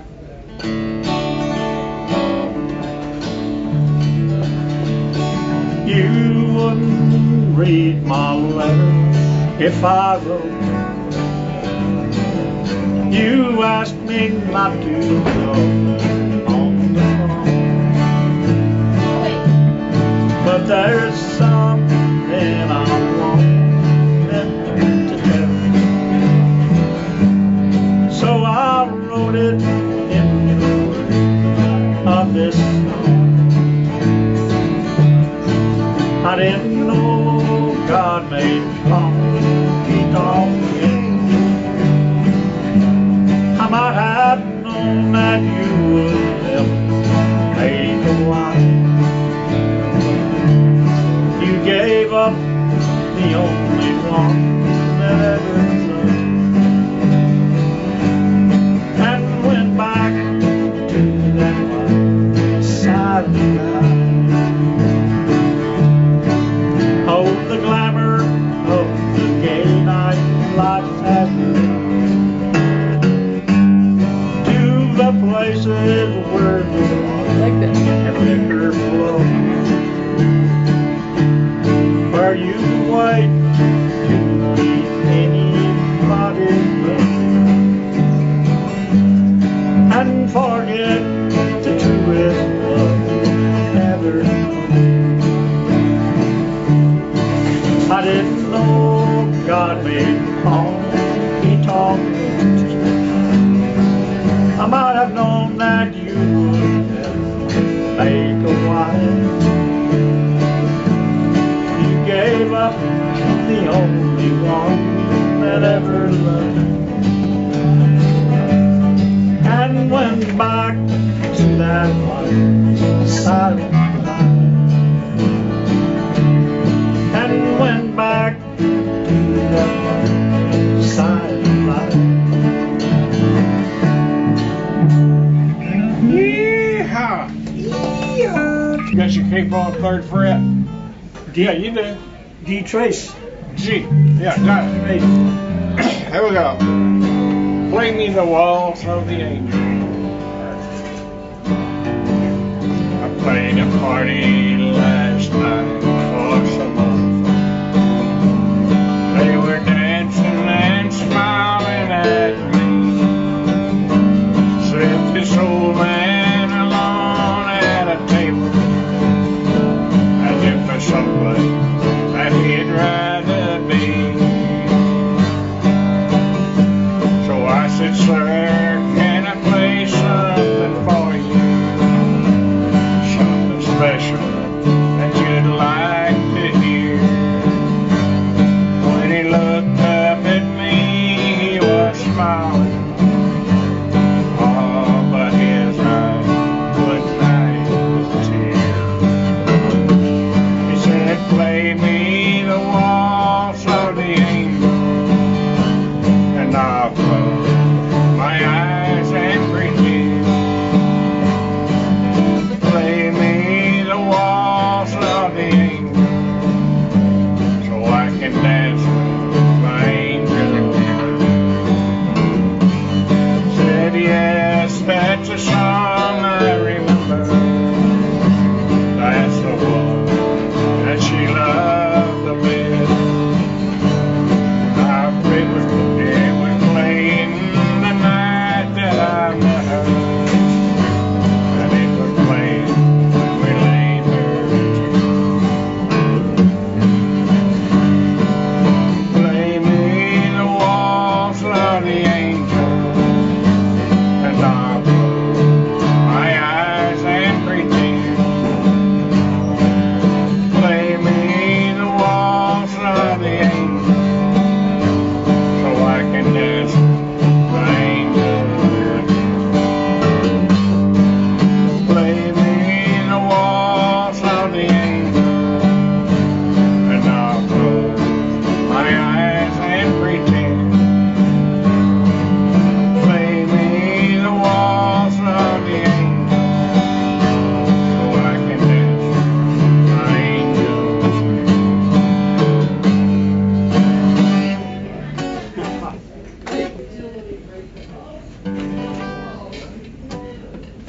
A Ray Price song for Ray Price. One more time. Oh, yeah. Remember that one? Yeah. I know. You betcha.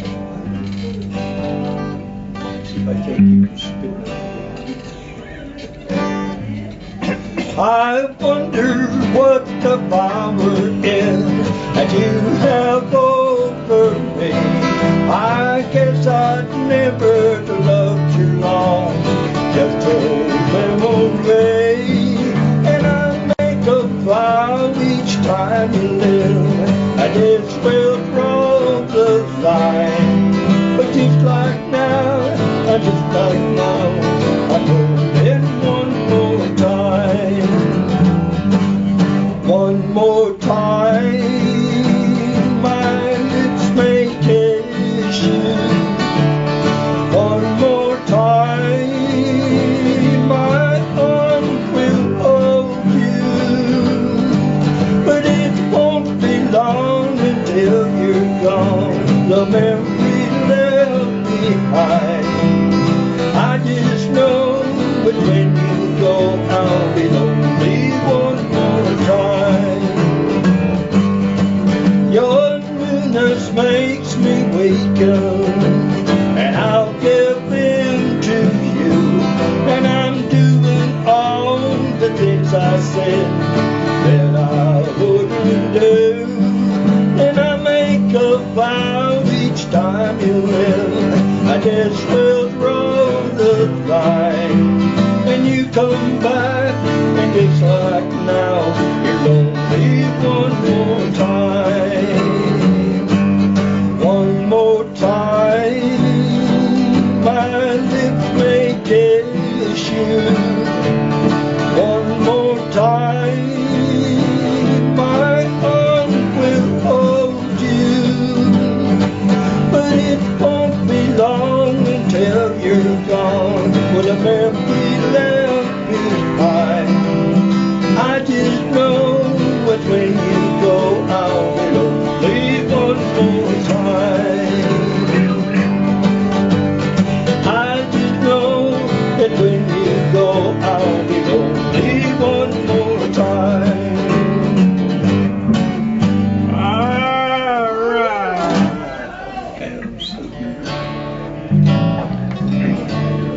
Since now Chuck's not here, I'll do a Chuck song. Uh-oh. Chuck Berry? Dingleberry. Chuck Berry. Dingleberry. Nix. Chuck Nix. Dingleberry. Okay. Not everybody knows what What are you doing? What's the song? Today I passed and my heart fell at your feet. I can't help it if I'm still in love with you. Somebody else took my side and he looked so satisfied. I can't help it if I'm still in love with you. A picture from the past can slowly steal as I brushed you on and walked so close to you. And suddenly I got that old time feeling.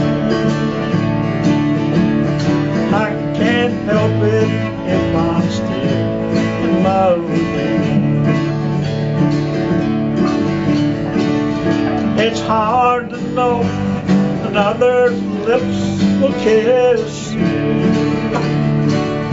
and hold you just the way I used to do. Oh, heaven only knows how much I miss you. I can't help it if I'm still in love with you. Can't help it if I'm in love with you. Yes, and Marty Robbins did this. Oh, yeah. Plus a whole bunch of other people did too. What do you Deep in Delta.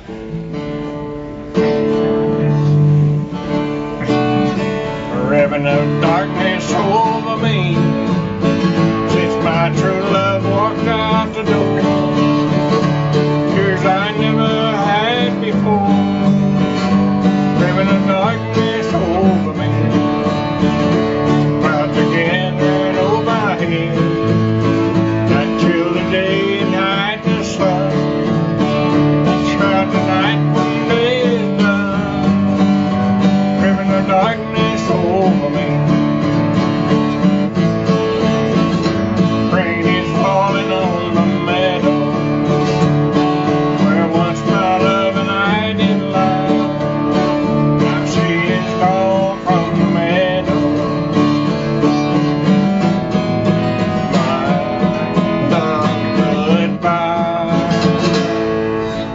Of darkness over me, where once the world was young as spring, where flowers did bloom and birds did sing, ribbon of darkness over me. Here in this cold room of lying, don't want to see no one but you. Lord, I wish I could be dying.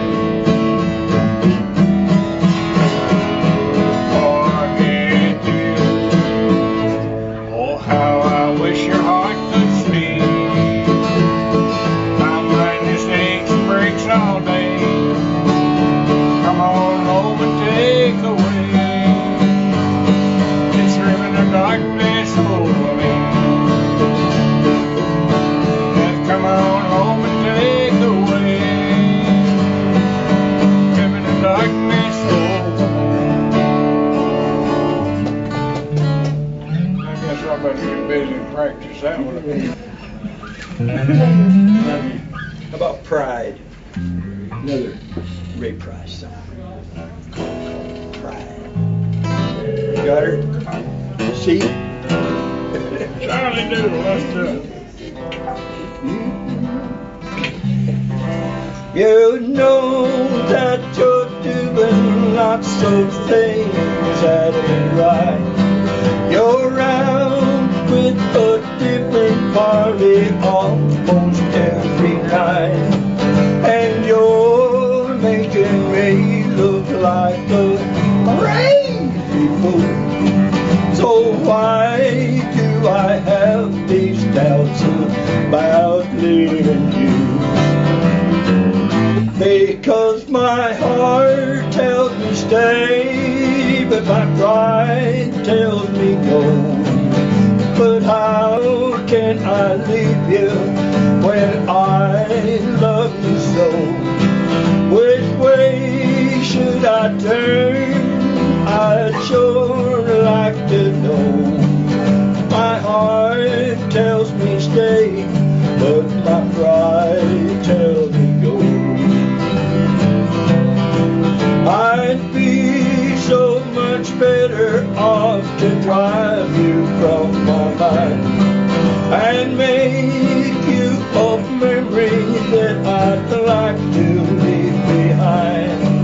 I know that these heartaches are what you will put me through. So why do I have these doubts about leaving you?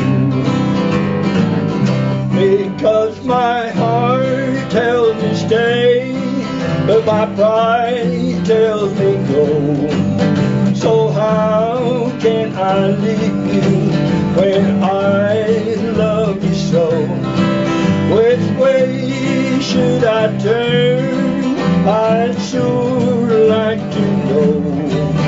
My heart tells me stay, but my pride tells me go. My heart tells me stay, but my pride tells me go. Oh yeah. Woo! Little Ray. That's one of my favorites.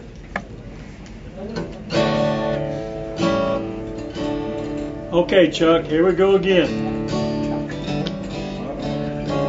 Cold, cold heart. Even Chuck knows that.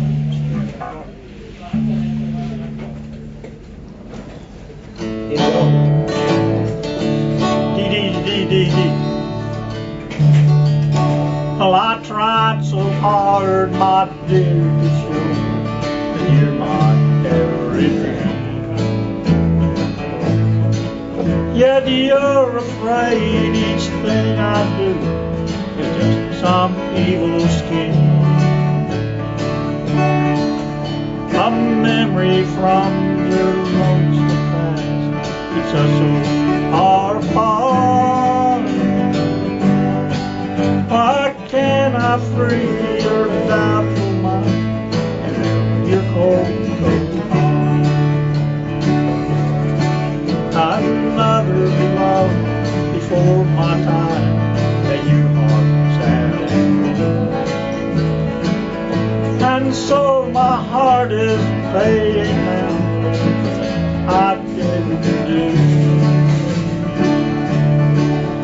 In anger, unkind words that make the teardrops stop. Why can't I free your doubtful mind, your cold heart?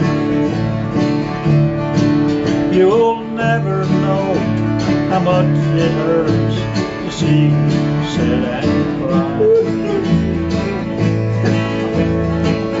You know you need and want my love, but you're afraid to try.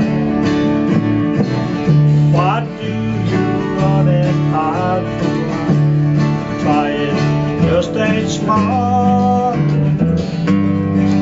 Why can't I free your doubtful mind and your cold, cold heart?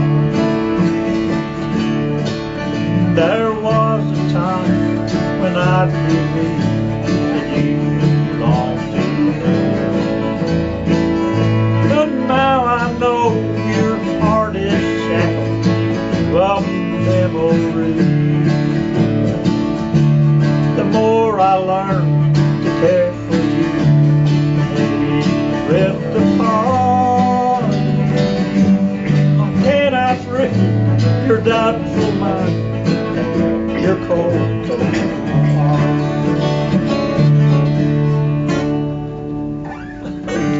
Standing ovation. Pull the camera over there.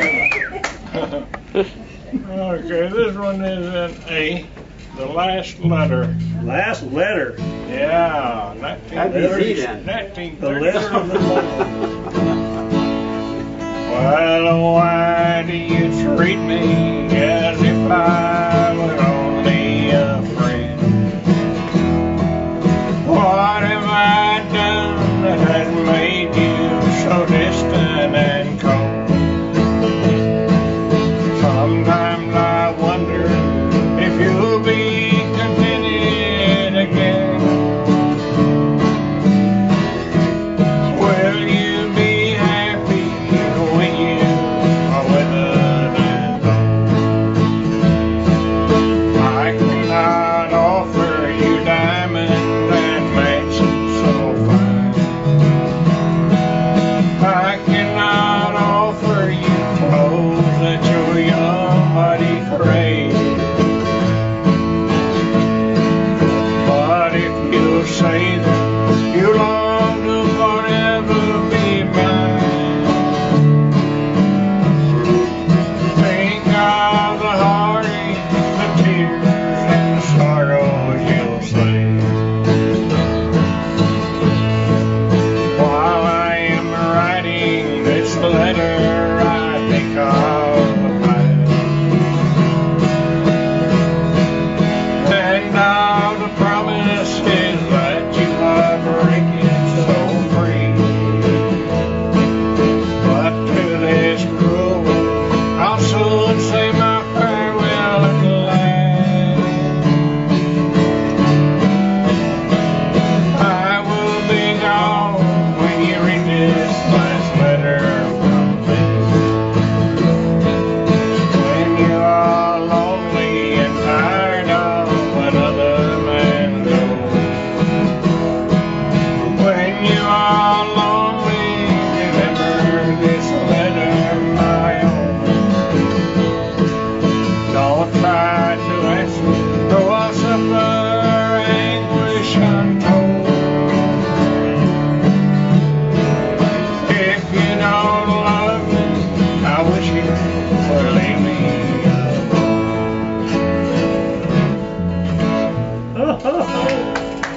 I find it. I was why? I caused it because what I do when I get there, rather than going straight to E, I give it one break so I can get to E without missing it, and that throws everybody else off. But so we're ahead of you. You just got to sing faster. Well, yeah, and if we can get that's when you get a high enough paying contract, I'll change that. I'm not gonna volunteer to change it.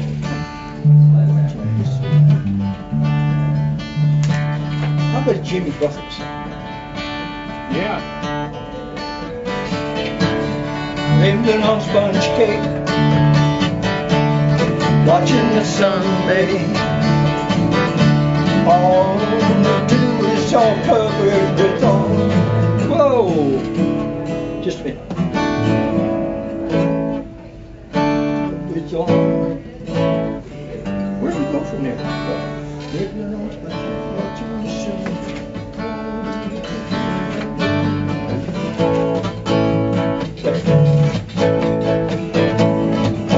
Principal swing, on my principal swing, well, those ship there beginning to boil for wasted away again in Margaritaville, searching for mine, not shaker of salt. Some people claim that they're safe for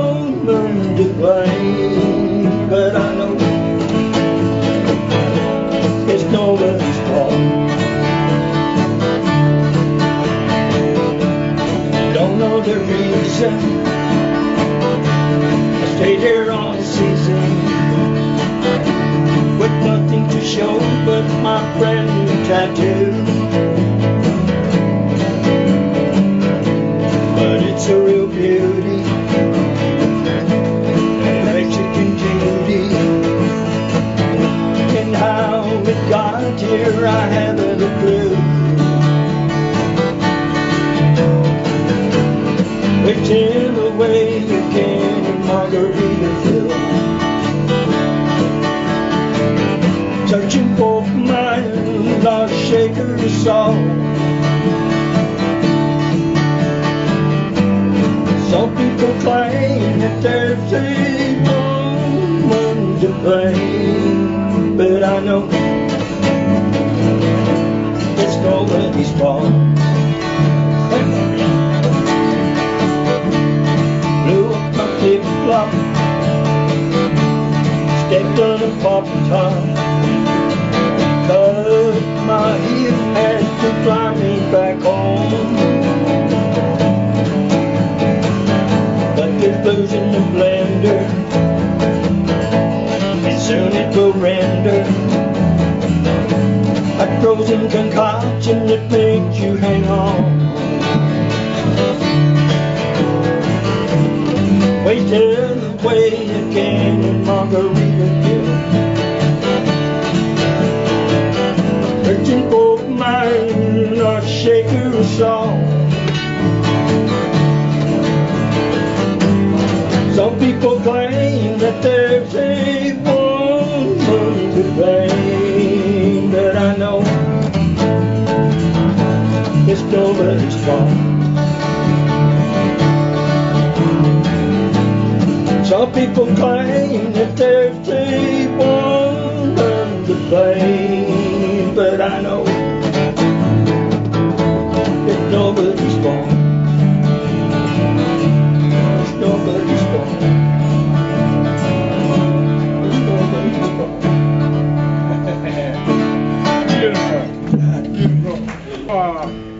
Tim will be down before long up north. Snowbird Tim.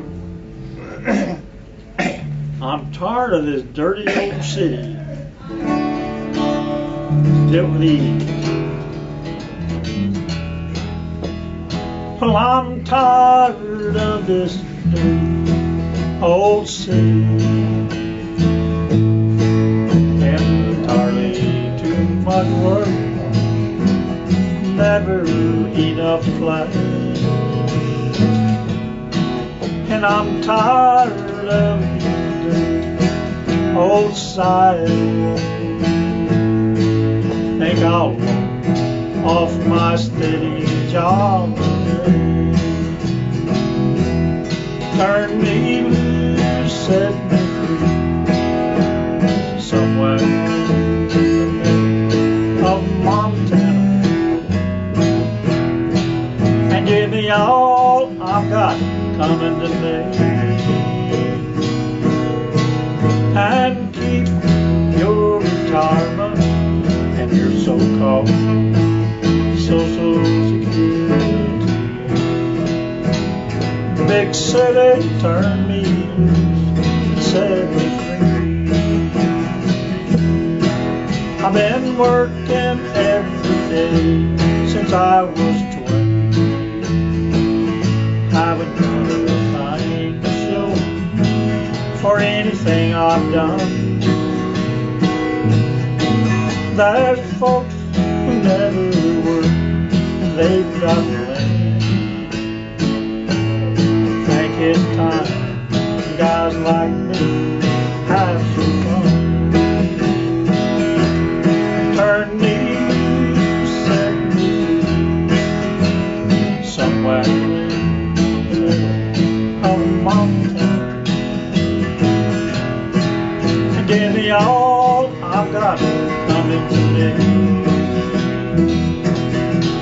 and keep your retirement and your so-called Social Security. Big city, turn me, set me free. Yeah, big city, turn me, setting free. Yeah. That wasn't good at all. Sorry about that. Oh, that's no problem. This is jam session. Beep and Delta. Fancy meeting you here tonight.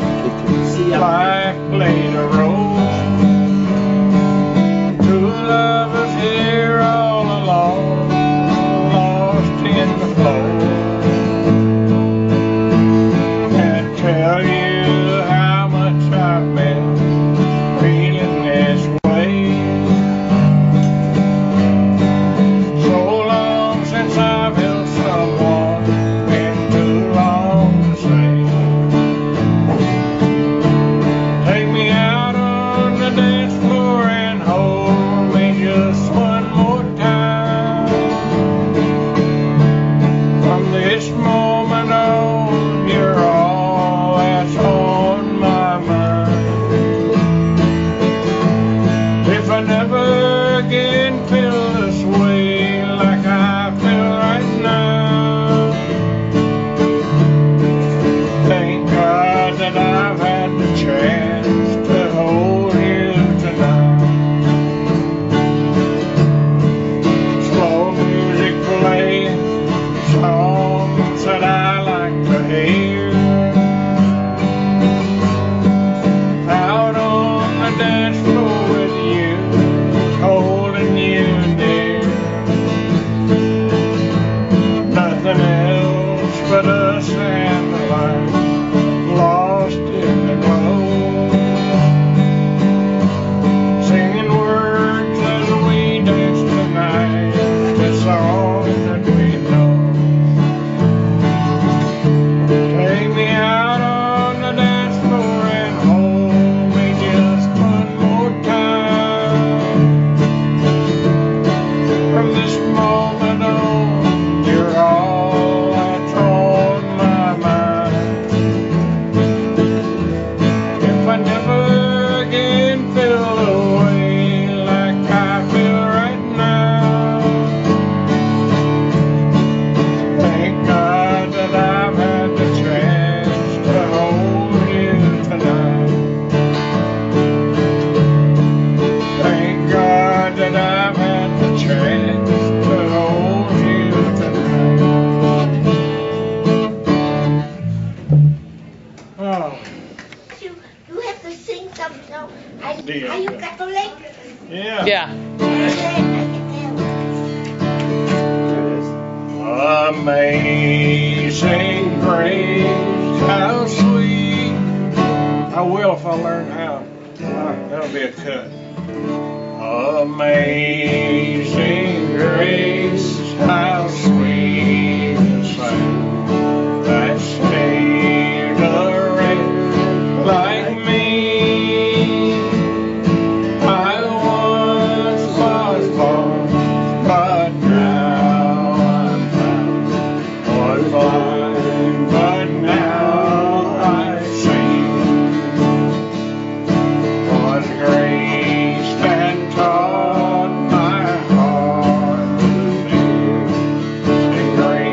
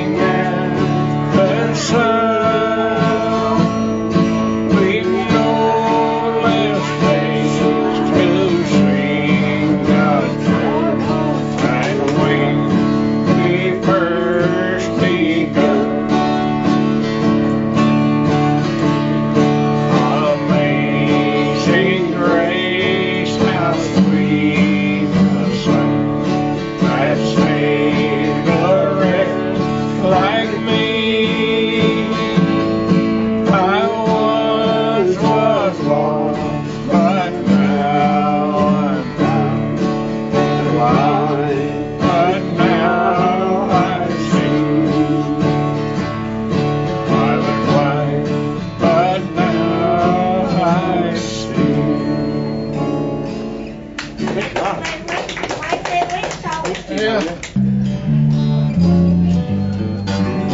You ready?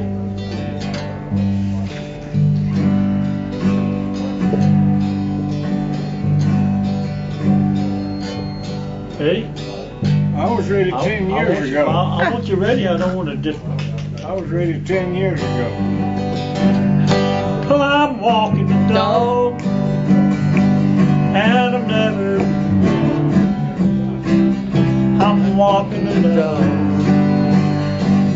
Ain't thinking about you. I don't need no one to tie me down. I'm walking the dog. I'm painting the town. Such an easy life I never knew until that day that I left you. Well, I'm a carefree man that's seen the light. I'm walking the dog all the day and all night. Well, I'm full of strength. I just can't go. I got a one-track mind, so I've been taught. Well, I'm fancy free. I don't worry no more. I'm walking it down all along the line. Such an easy life I never knew until that day that I left you.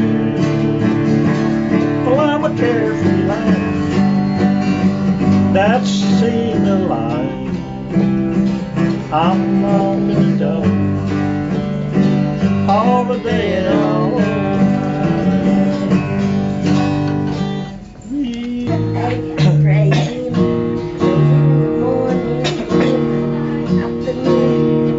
You know that one? Early in the do it in the garden. In the garden. Go to the garden.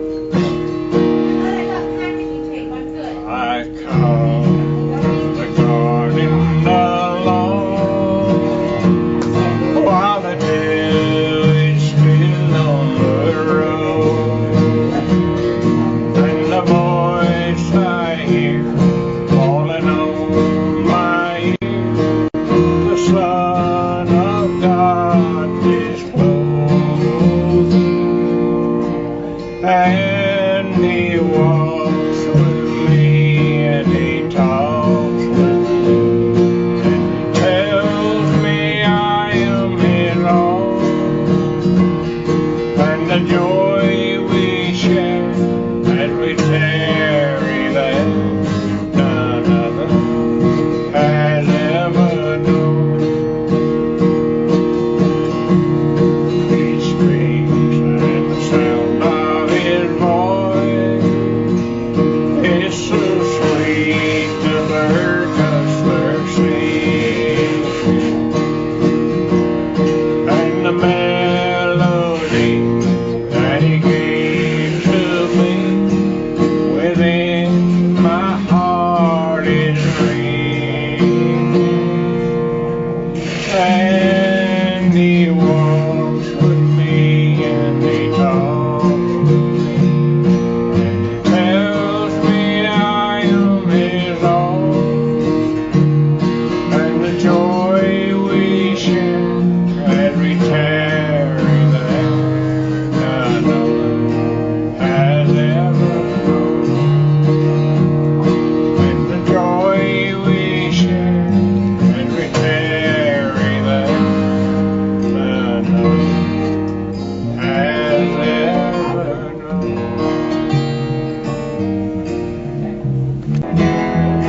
Will the circle be unbroken? I was standing by my window on a cold and cloudy day.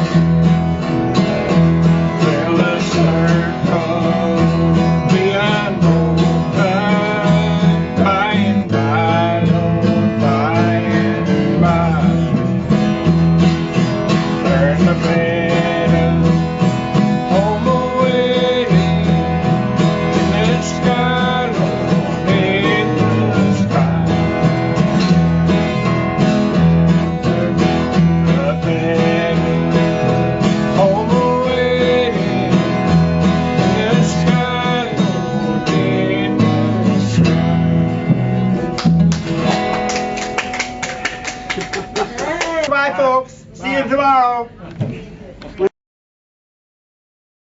Get smart about irrigation with technology that manages your landscape watering so you don't have to. From backyards to golf courses, removing unused grass has the most impact on water conservation. And the future is our youth. Las Vegas teens host a water summit to teach their peers about Southern Nevada's water challenges. See all the ways to save here on Waterways.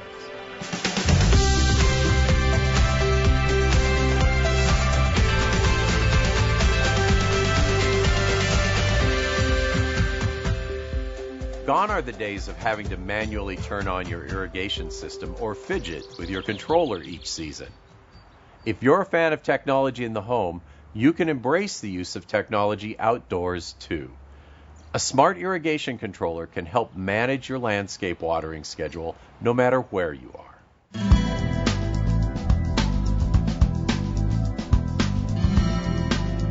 Residential outdoor water use accounts for more than 9 billion gallons of water each day in the United States, mainly for landscape irrigation, according to the U.S. Environmental Protection Agency. Here at home, about 60% of Southern Nevada's water is used outdoors. That's significant. And since we live in a dry desert, reducing the amount of water that gets wasted due to overwatering is a huge priority. Overwatering occurs when you run your irrigation systems longer or more often than needed. Overwatering is more common on grass watered by sprinklers, but drip systems can waste water too. Seasonal watering restrictions are meant to curb this kind of water waste while keeping your landscape healthy. Your irrigation clock is the key to managing your outdoor water use. Watering your landscape effectively and efficiently doesn't have to be complicated.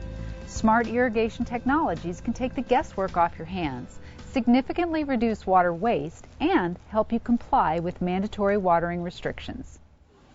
A smart irrigation controller acts like a thermostat for your watering system, telling it when to turn on and off.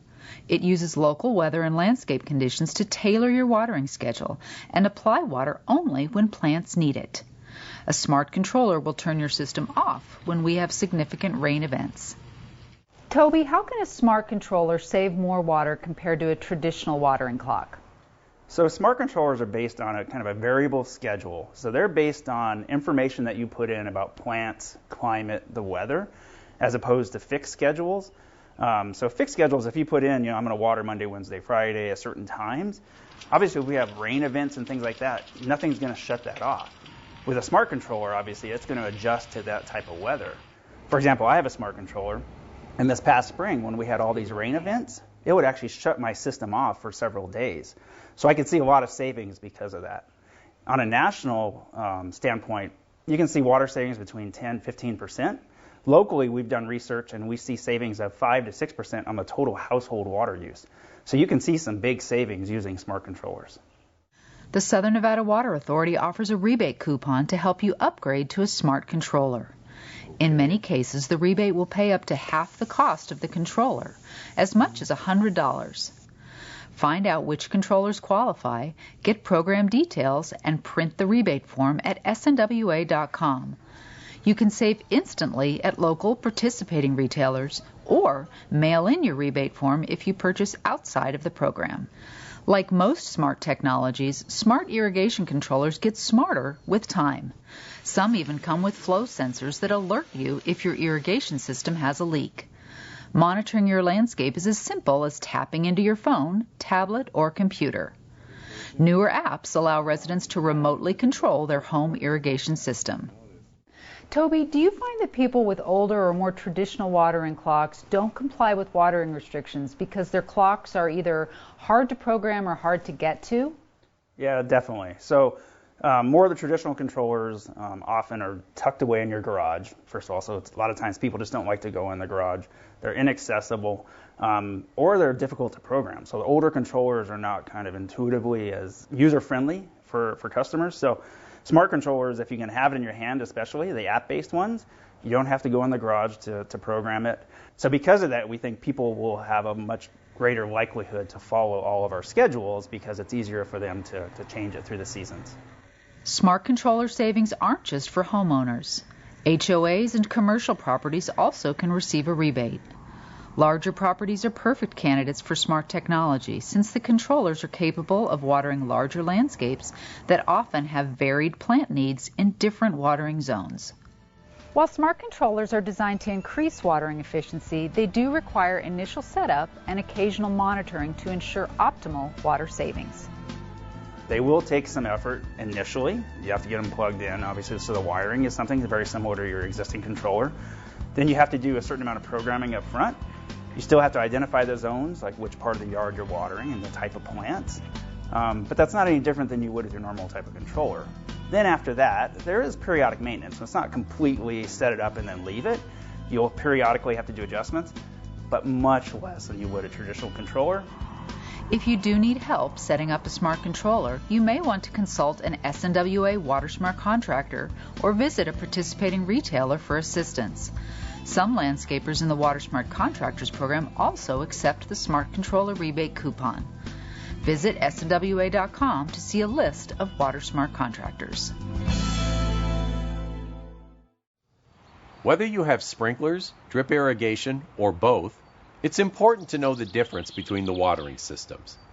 While the goal is to keep your landscape healthy, how much water you use and how long you run your system depends on whether you have grass watered by sprinklers or plants watered by drip.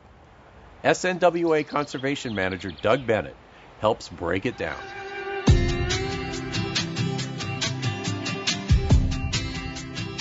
Doug, when it comes to landscape irrigation, what's the difference between sprinklers and drip? One of them is going to apply the water really fast, like a rainstorm, and the other is going to apply the water very slowly and consistently right there at the plant roots. And it's important you know the difference because there's a lot of consequences in scheduling your irrigation system. So talking about sprinklers then, they're the ones that apply a lot of water really quickly to grass in the valley. So how should we be watering our turf in the summer to keep it healthy? Well, it depends. Sadly, that's the answer to all irrigation questions. It depends. There are a lot of variables. But I want people to realize just how much water these really put out. So I brought with me a shower head.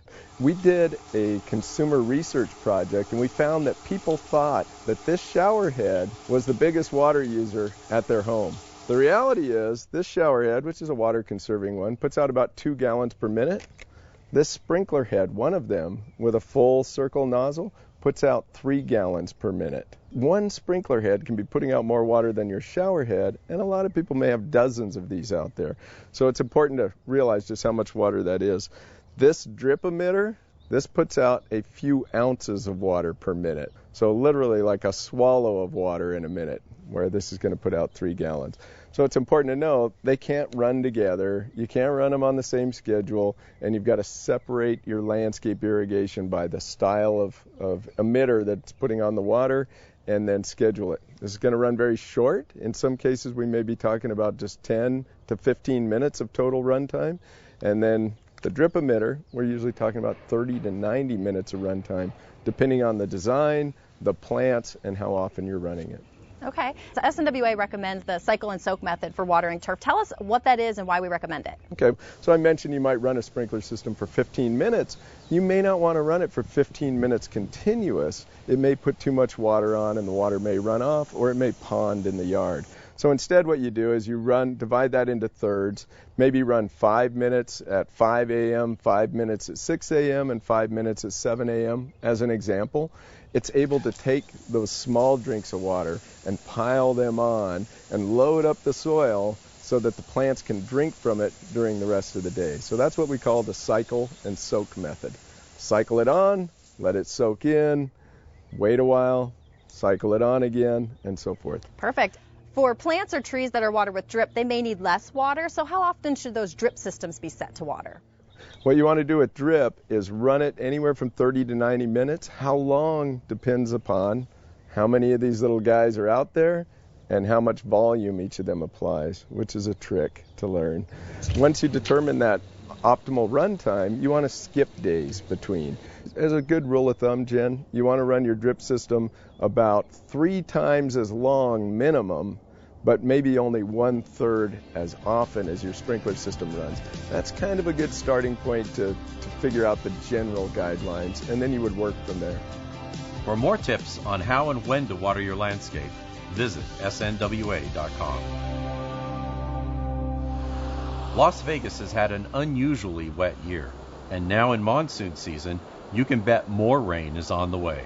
While rainfall doesn't have a big impact on Lake Mead's water levels, it does help us conserve water.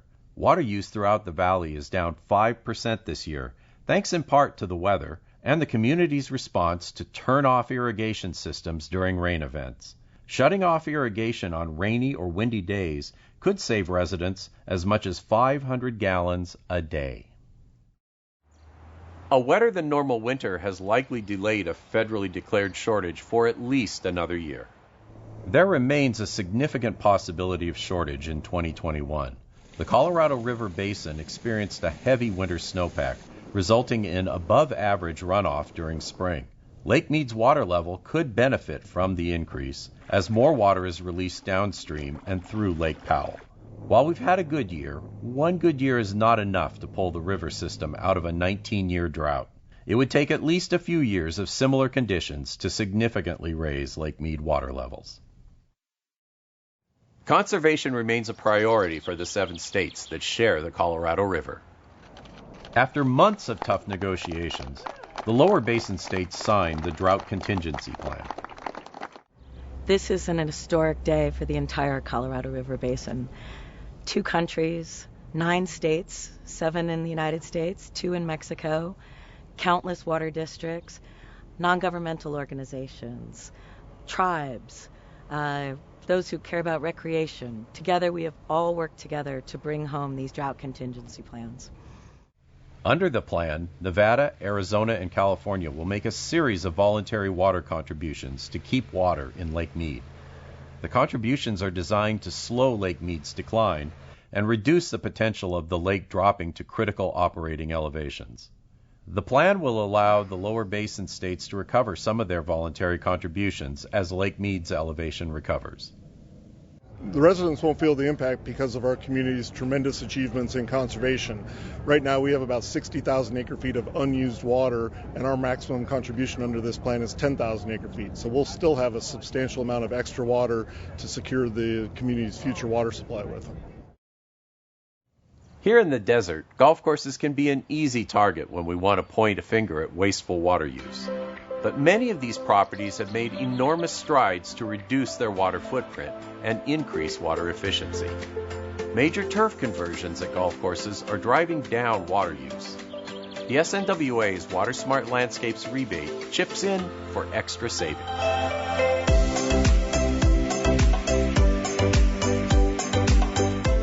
Aliante Golf Club's 18-hole championship course stretches more than 7,000 yards from the back tees. Situated in the master-planned Del Webb community, it boasts a lush desert landscape that includes colorful, drought-friendly shrubs and trees.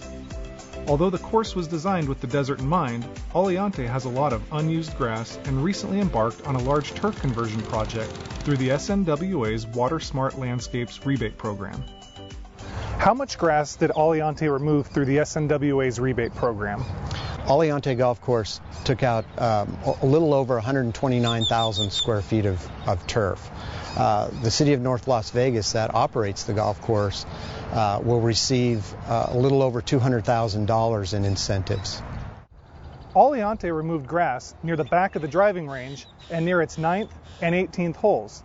The conversion will save the golf course and the City of North Las Vegas 7 million gallons of water a year. The SNWA worked with golf course managers to determine where grass could be eliminated without impacting the playability of the course. They used GPS technology to track the movements of 105 players over a 3-day period. Data was overlaid on course imagery to illustrate high traffic and low or no traffic areas. Several hundred rounds of golf were recorded, and then they supplied us with a great graphic of where carts went, where they didn't go, and it showed us some areas that we might want to consider to take the turf out and save water. And so we also took a look at it other than a GPS look, from a golf professional's look or a golfer's look or a golf course architect, to where it really didn't change the shape or playability of the course, and it still made it fair for people and didn't really turn it into a desert course. Many golf courses are already very efficient water users, with computerized irrigation systems, sophisticated weather monitoring devices, and well-educated course superintendents. A number of courses also have completed the complex application process to connect to and use recycled water, rather than potable supplies. Still, the sheer amount of landscaping results in steep water bills, and that's a major driver for courses to remove grass in unused areas. But it's also about doing the right thing for the valley's future. Right now, Aliante Golf Course is the #2 user of water in the city of North Las Vegas. And so we took a look at it and said, what are our responsibilities? We asked the community, what do you think? And then we came up with the participation with this great program from Southern Nevada Water Authority to remove some turf, yet not affect the feel of the golf course, but do our part in terms of conserving water. Golf course superintendent Jeff Lazon manages the irrigation system and water use here at Aliante. His team goes to great lengths to ensure the course operates as efficiently as possible. A lot of the golf courses here, from what I understand, some of them have wells, but some of them are running off of city water, and that's what we're doing. We don't want to waste a drop of that city water because we know where it comes from and we know how hard it is to replace it. Since 1999, golf courses have converted more than 39 million square feet, or 900 acres of grass, through the SNWA's rebate program. The conversions have produced a savings of 2.2 billion gallons of water for our community. So golf courses, as a sector in the Southern Nevada community, only use about 6% of the water. And the reason is that they're on water budgets, and that means they get 6.3 acre-feet per acre annually. And they stick to those budgets. They also have professional irrigators on staff and weather stations to run their irrigation systems. So water is important to a golf course, obviously, and it's a big part of their maintenance budget financially. So they are very water conscious. Who wants to mow their lawn when it's 110 degrees outside? Not many people, including Channel 8 news meteorologist Sherry Swensk. Although she had a small area of grass in her backyard, it was more of a nuisance than a usable space. Sherry applied for the SNWA's Water Smart Landscapes rebate to replace her thirsty turf with a low-maintenance landscape.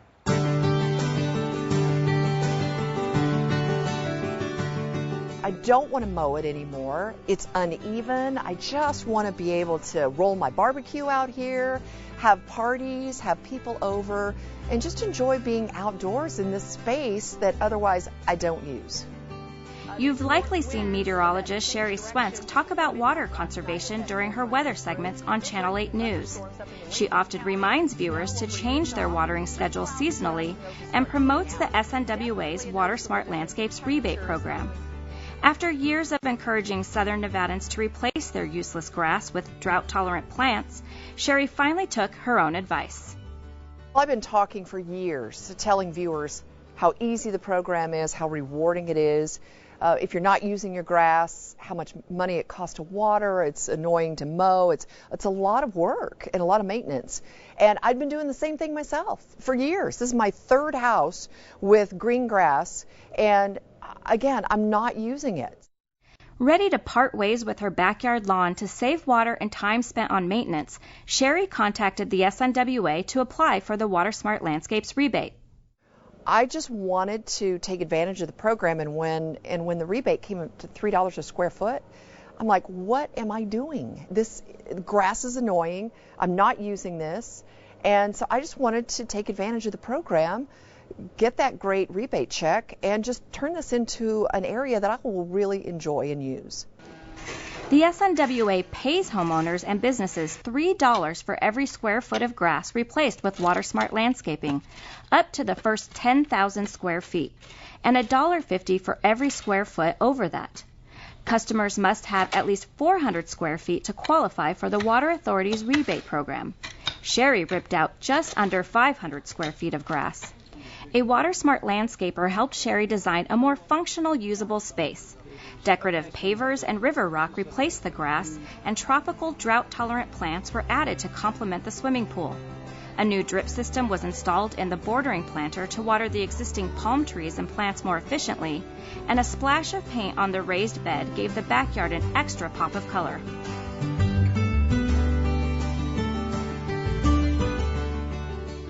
Tell us how you feel about your new yard. You know, Crystal, I'm so happy with the whole project, the way it turned out. It's what I wanted, which was a very usable space that feels good and open, but it's got a lot of bonuses too. The color of the plants, the texture of the different rocks, it's just more than I really envisioned. It's created a cool environment. We've also added lighting at night, which is beautiful, and it's a feel-good space that's not only, I don't miss the grass. I don't miss the grass at all. I wasn't using the grass. Since the Water Smart Landscapes rebate program started in 1999, our community has removed 189 million square feet of turf, saving 130 billion gallons of water. The SNWA encourages all homeowners and businesses to evaluate the grass they have and determine whether it serves a real purpose. If the only time you walk on your lawn is to mow it, get rid of it. Removing useless grass is a goal for our entire community. The Water Authority estimates at least 5,000 acres of non-functional turf, much of it owned by HOAs and businesses, could easily be removed. If all the grass were converted to Water Smart landscaping, we would save more than 12 billion gallons of water each year. I just think that we ought to live in tune and in harmony with the area where we are, and desert landscaping makes perfect sense. It saves water. That's a precious resource. We're all seeing it disappear. And someday we're going to pay big time for that water. And so if we can give up a little now in order to save for later, why not do it? Giving up my grass, that's a really small price to pay. The SNWA's Youth Advisory Council ended its year-long learning journey with an educational water summit at the Springs Preserve.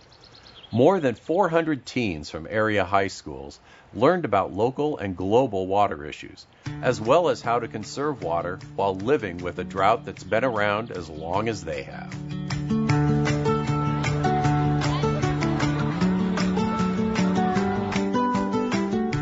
I learned more about conservation and my impact on my community, and it was a great experience, and I found more of a passion for just activism and what we can do as youth to make a change in the world, and that's definitely what Youth Advisory Council has taught me this year. For the past year, the teens in the SNWA's Youth Advisory Council, also known as YAC, have learned about Southern Nevada's water resources and challenges, including where our main source of water comes from, how it's treated and delivered to customers, and why conservation is so important to our community. For high school students like Tatum Winspear, learning more about the record drought reminded her not to be complacent. We've lived in a drought our whole lives. It's kind of on the back burner of our thoughts. We don't really realize there's a drought in Las Vegas because when we were born it was just at the beginning. So the fact that we can become more environmentally conscious is what is really the most important. The Water Authority created the Youth Advisory Council in 1999 to engage high school students in a discussion of water issues and policy. The council meets once a week to develop and implement an annual project and concludes the year with a presentation to the SNWA's Board of Directors. This year, YAC hosted a highly successful and well-attended water summit for its peers. Jerry Nadal, Senior Vice President of Cirque du Soleil, made opening remarks before participating teens broke into groups for tours and activities. Basically, it's just an expo for all of these kids to come and learn about water issues. We have a couple of activities led by my fellow YAC members. So one of them is an activity to demonstrate how water infrastructure works, and it's basically a giant activity where you have to carry water from one place to another. And we wanted them to just really get an idea of their impact on our water in Las Vegas and in Southern Nevada, and really just have a knowledge of where their water comes from in terms of the allocation from the Colorado River. Springs Preserve staff led zoology, archaeology, and gardens tours, while the Water Authority hosted a conservation session to show attending high school students how they can conserve water at home. The Warm Springs Natural Area and the Las Vegas Wash participated with information booths, and the SNWA's water quality team explained how the valley's drinking water is tested and treated to the highest standards. The summit was a representation of all that YAC has learned and experienced over the past year. We went to the River Mountain Water Treatment Facility, which was really interesting. We went to a couple of expos. One thing that I learned that I was able to share with my family and friends is that the Southern Nevada Water Authority pays you to take your grass out, And I thought that was really good because a lot of my neighbors have grass, and I don't think any of them know that you get paid to take it out. Armed with new knowledge about our drinking water and resource challenges, YAC is confident that today's youth won't take water for granted and will work towards solutions to preserve and protect Southern Nevada's future. I have a huge hope in the youth, and I think that we could have a huge impact on where our society moves, and we have a huge role to play in the changing and the improvement of our society.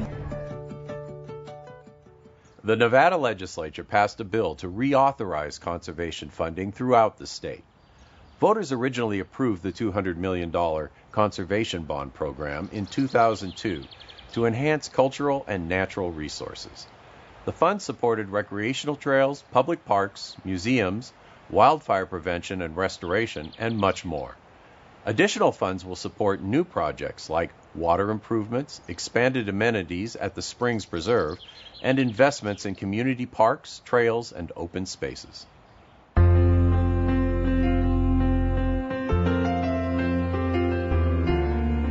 Our primary mission is to protect the land and water resources for the people of Nevada and provide quality recreational opportunities. And this conservation bond program helps us to do that.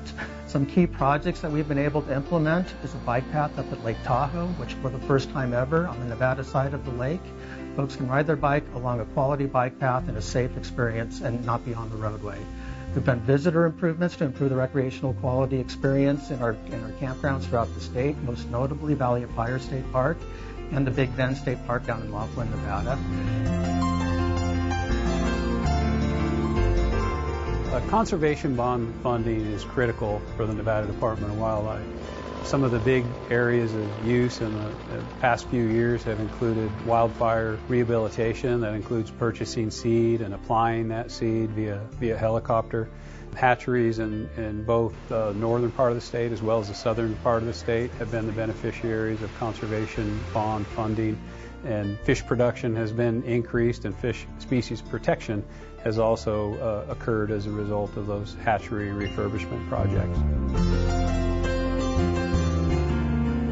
The Conservation Bond Act enabled us to get the resources to design and construct a new state-of-the-art museum on the campus of the Las Vegas Springs Preserve, which was evolving at that time as a great cultural resource for Clark County in southern Nevada.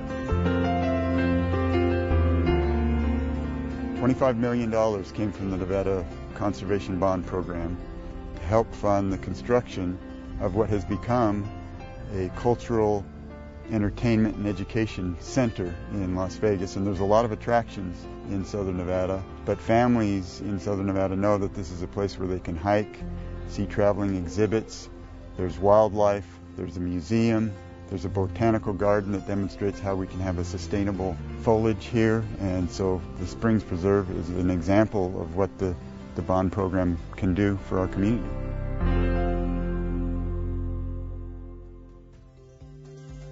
There are more ways to save, so join us next time here on Waterways.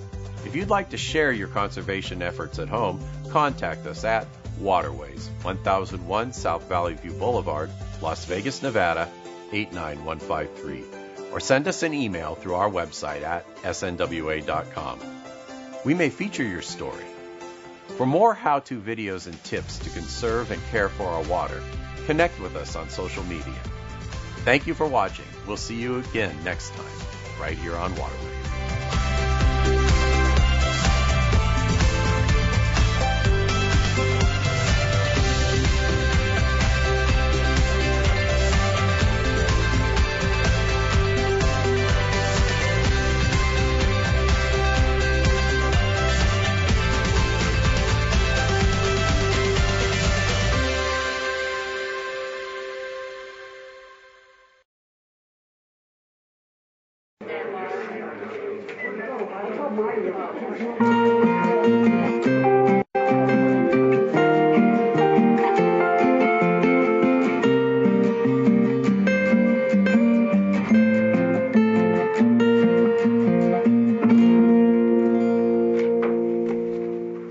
Well, welcome back after our brief interlude there. I'll go ahead and call to order the City Council meeting. We will begin with the invocation and Pledge of Allegiance. The invocation today is from Pastor Keith Hedlund with Bethany Baptist. Again, we'll follow with the pledge after that. Heavenly Father, we are thankful for the community in which we live, for the things that make it special. We're thankful for the political interest in our community. We're thankful that while Las Vegas got only something of participation in the single digits, that almost half of our community voted in recent elections. We are thankful for this spirit of community involvement that's reflected in our community organizations, in our churches, in our school groups, and so on. We pray for our new leaders, asking that they would have wisdom and insight into our community. We pray for their involvement in regional groups as assignments will be given out. Give our leaders wisdom, understanding of the other leaders, understanding of the process, and give them wisdom in the issues that will come before these various boards. Pray that our leaders would be marked by integrity, that you would give them a strong conscience, that you would give them a sense of right and wrong. And many of the issues that come before this board don't necessarily involve right or wrong. They are matters of wisdom. So give them wisdom in these areas. Guide this body in its deliberations tonight. May there be a spirit of civility in all that transpires. In Jesus' name, amen. I pledge allegiance to the flag of the United States of America and to the republic for which it stands, one nation, under God, indivisible, with liberty and justice for all.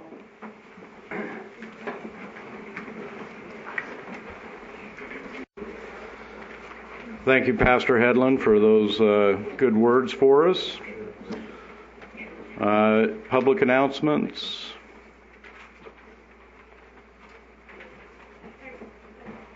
We have one. I see a hand go up.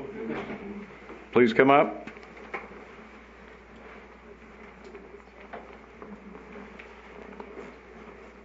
Svetlana Stefanova. I'm the Director of Development for the Damn Short Film Festival. Every year we commission a local artist to design the following year's poster. This year we're actually doing a contest open to everyone to submit. The top prize is $500 cash plus 2 VIP passes and swag from the festival. There's also great prizes for second and third place, and every entrant gets 2 tickets to a program of their choice. So we're looking for a 12 by 18 format poster that either display something about the Hoover Dam, Boulder City, and or a Southern Nevada landscape. So we're open to all different styles of art, and we have all the guidelines on our website. If you want to look at all the previous posters, the website is damshortfilm.org/posters. You'll be able to see all the previous posters we've had to give you kind of an idea of what we like. And also you'll see the contest guidelines. The deadline for submissions is August 1st. And then also we are still accepting film submissions, and the final deadline is November 1st. And all Nevada filmmakers, they have a fee of only $10. So we hope a lot of people submit, and we really love to support local artists. So thank you. Thank you. Jill Lagan with the Chamber of Commerce regarding Restaurant Week.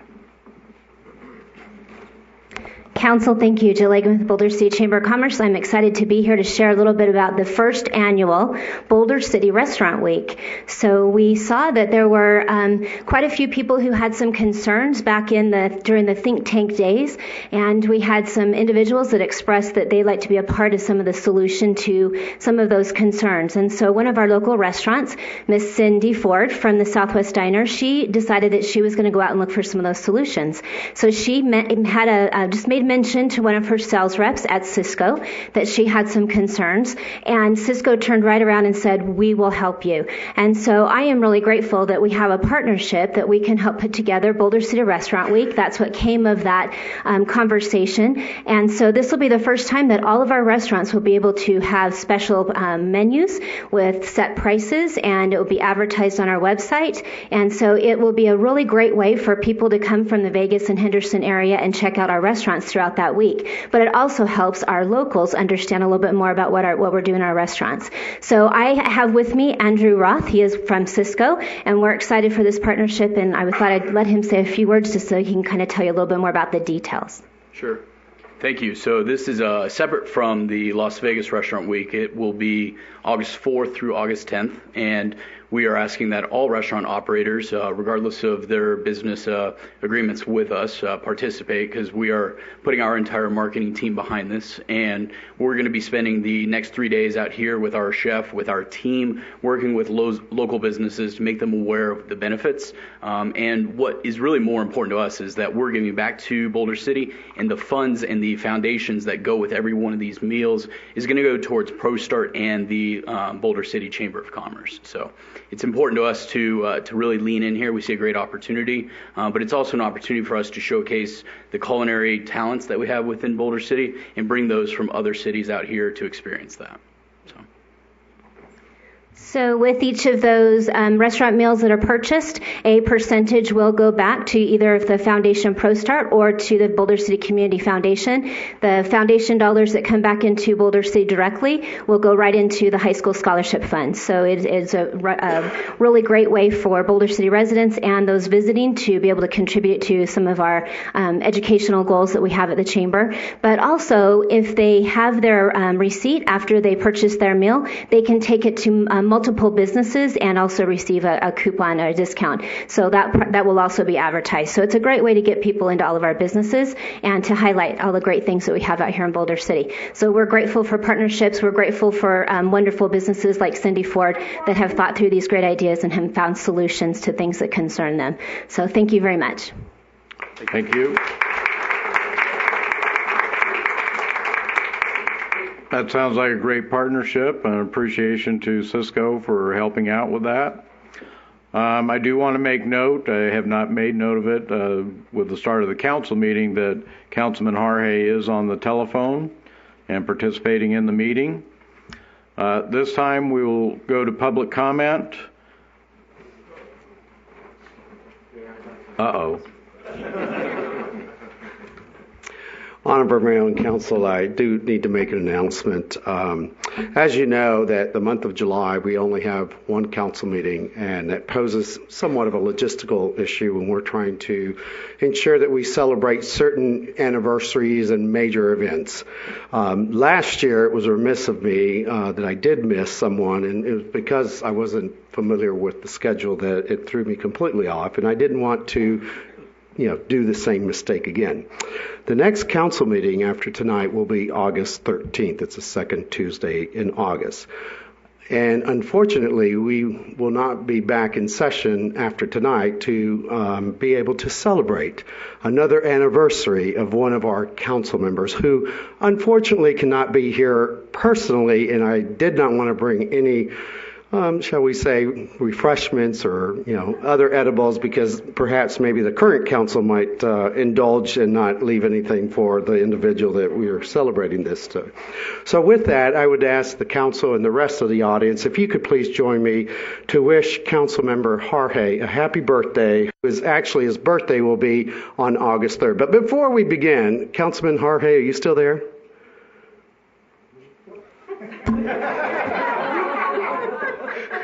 Councilman Harhay?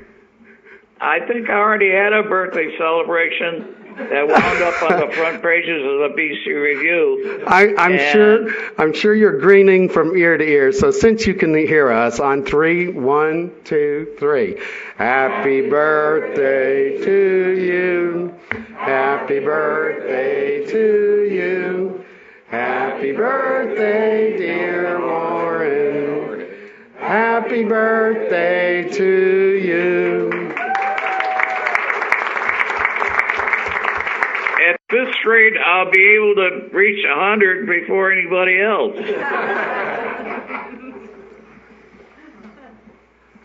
All right, we will then move to public comment. Public comment during this portion of the agenda must be limited to matters on the agenda for action.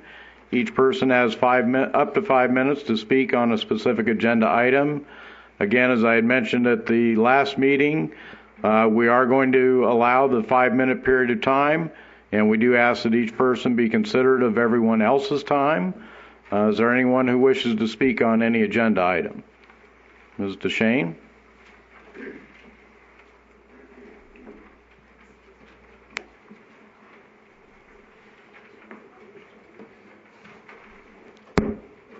Judy DeShane. I just wanted to really make a comment.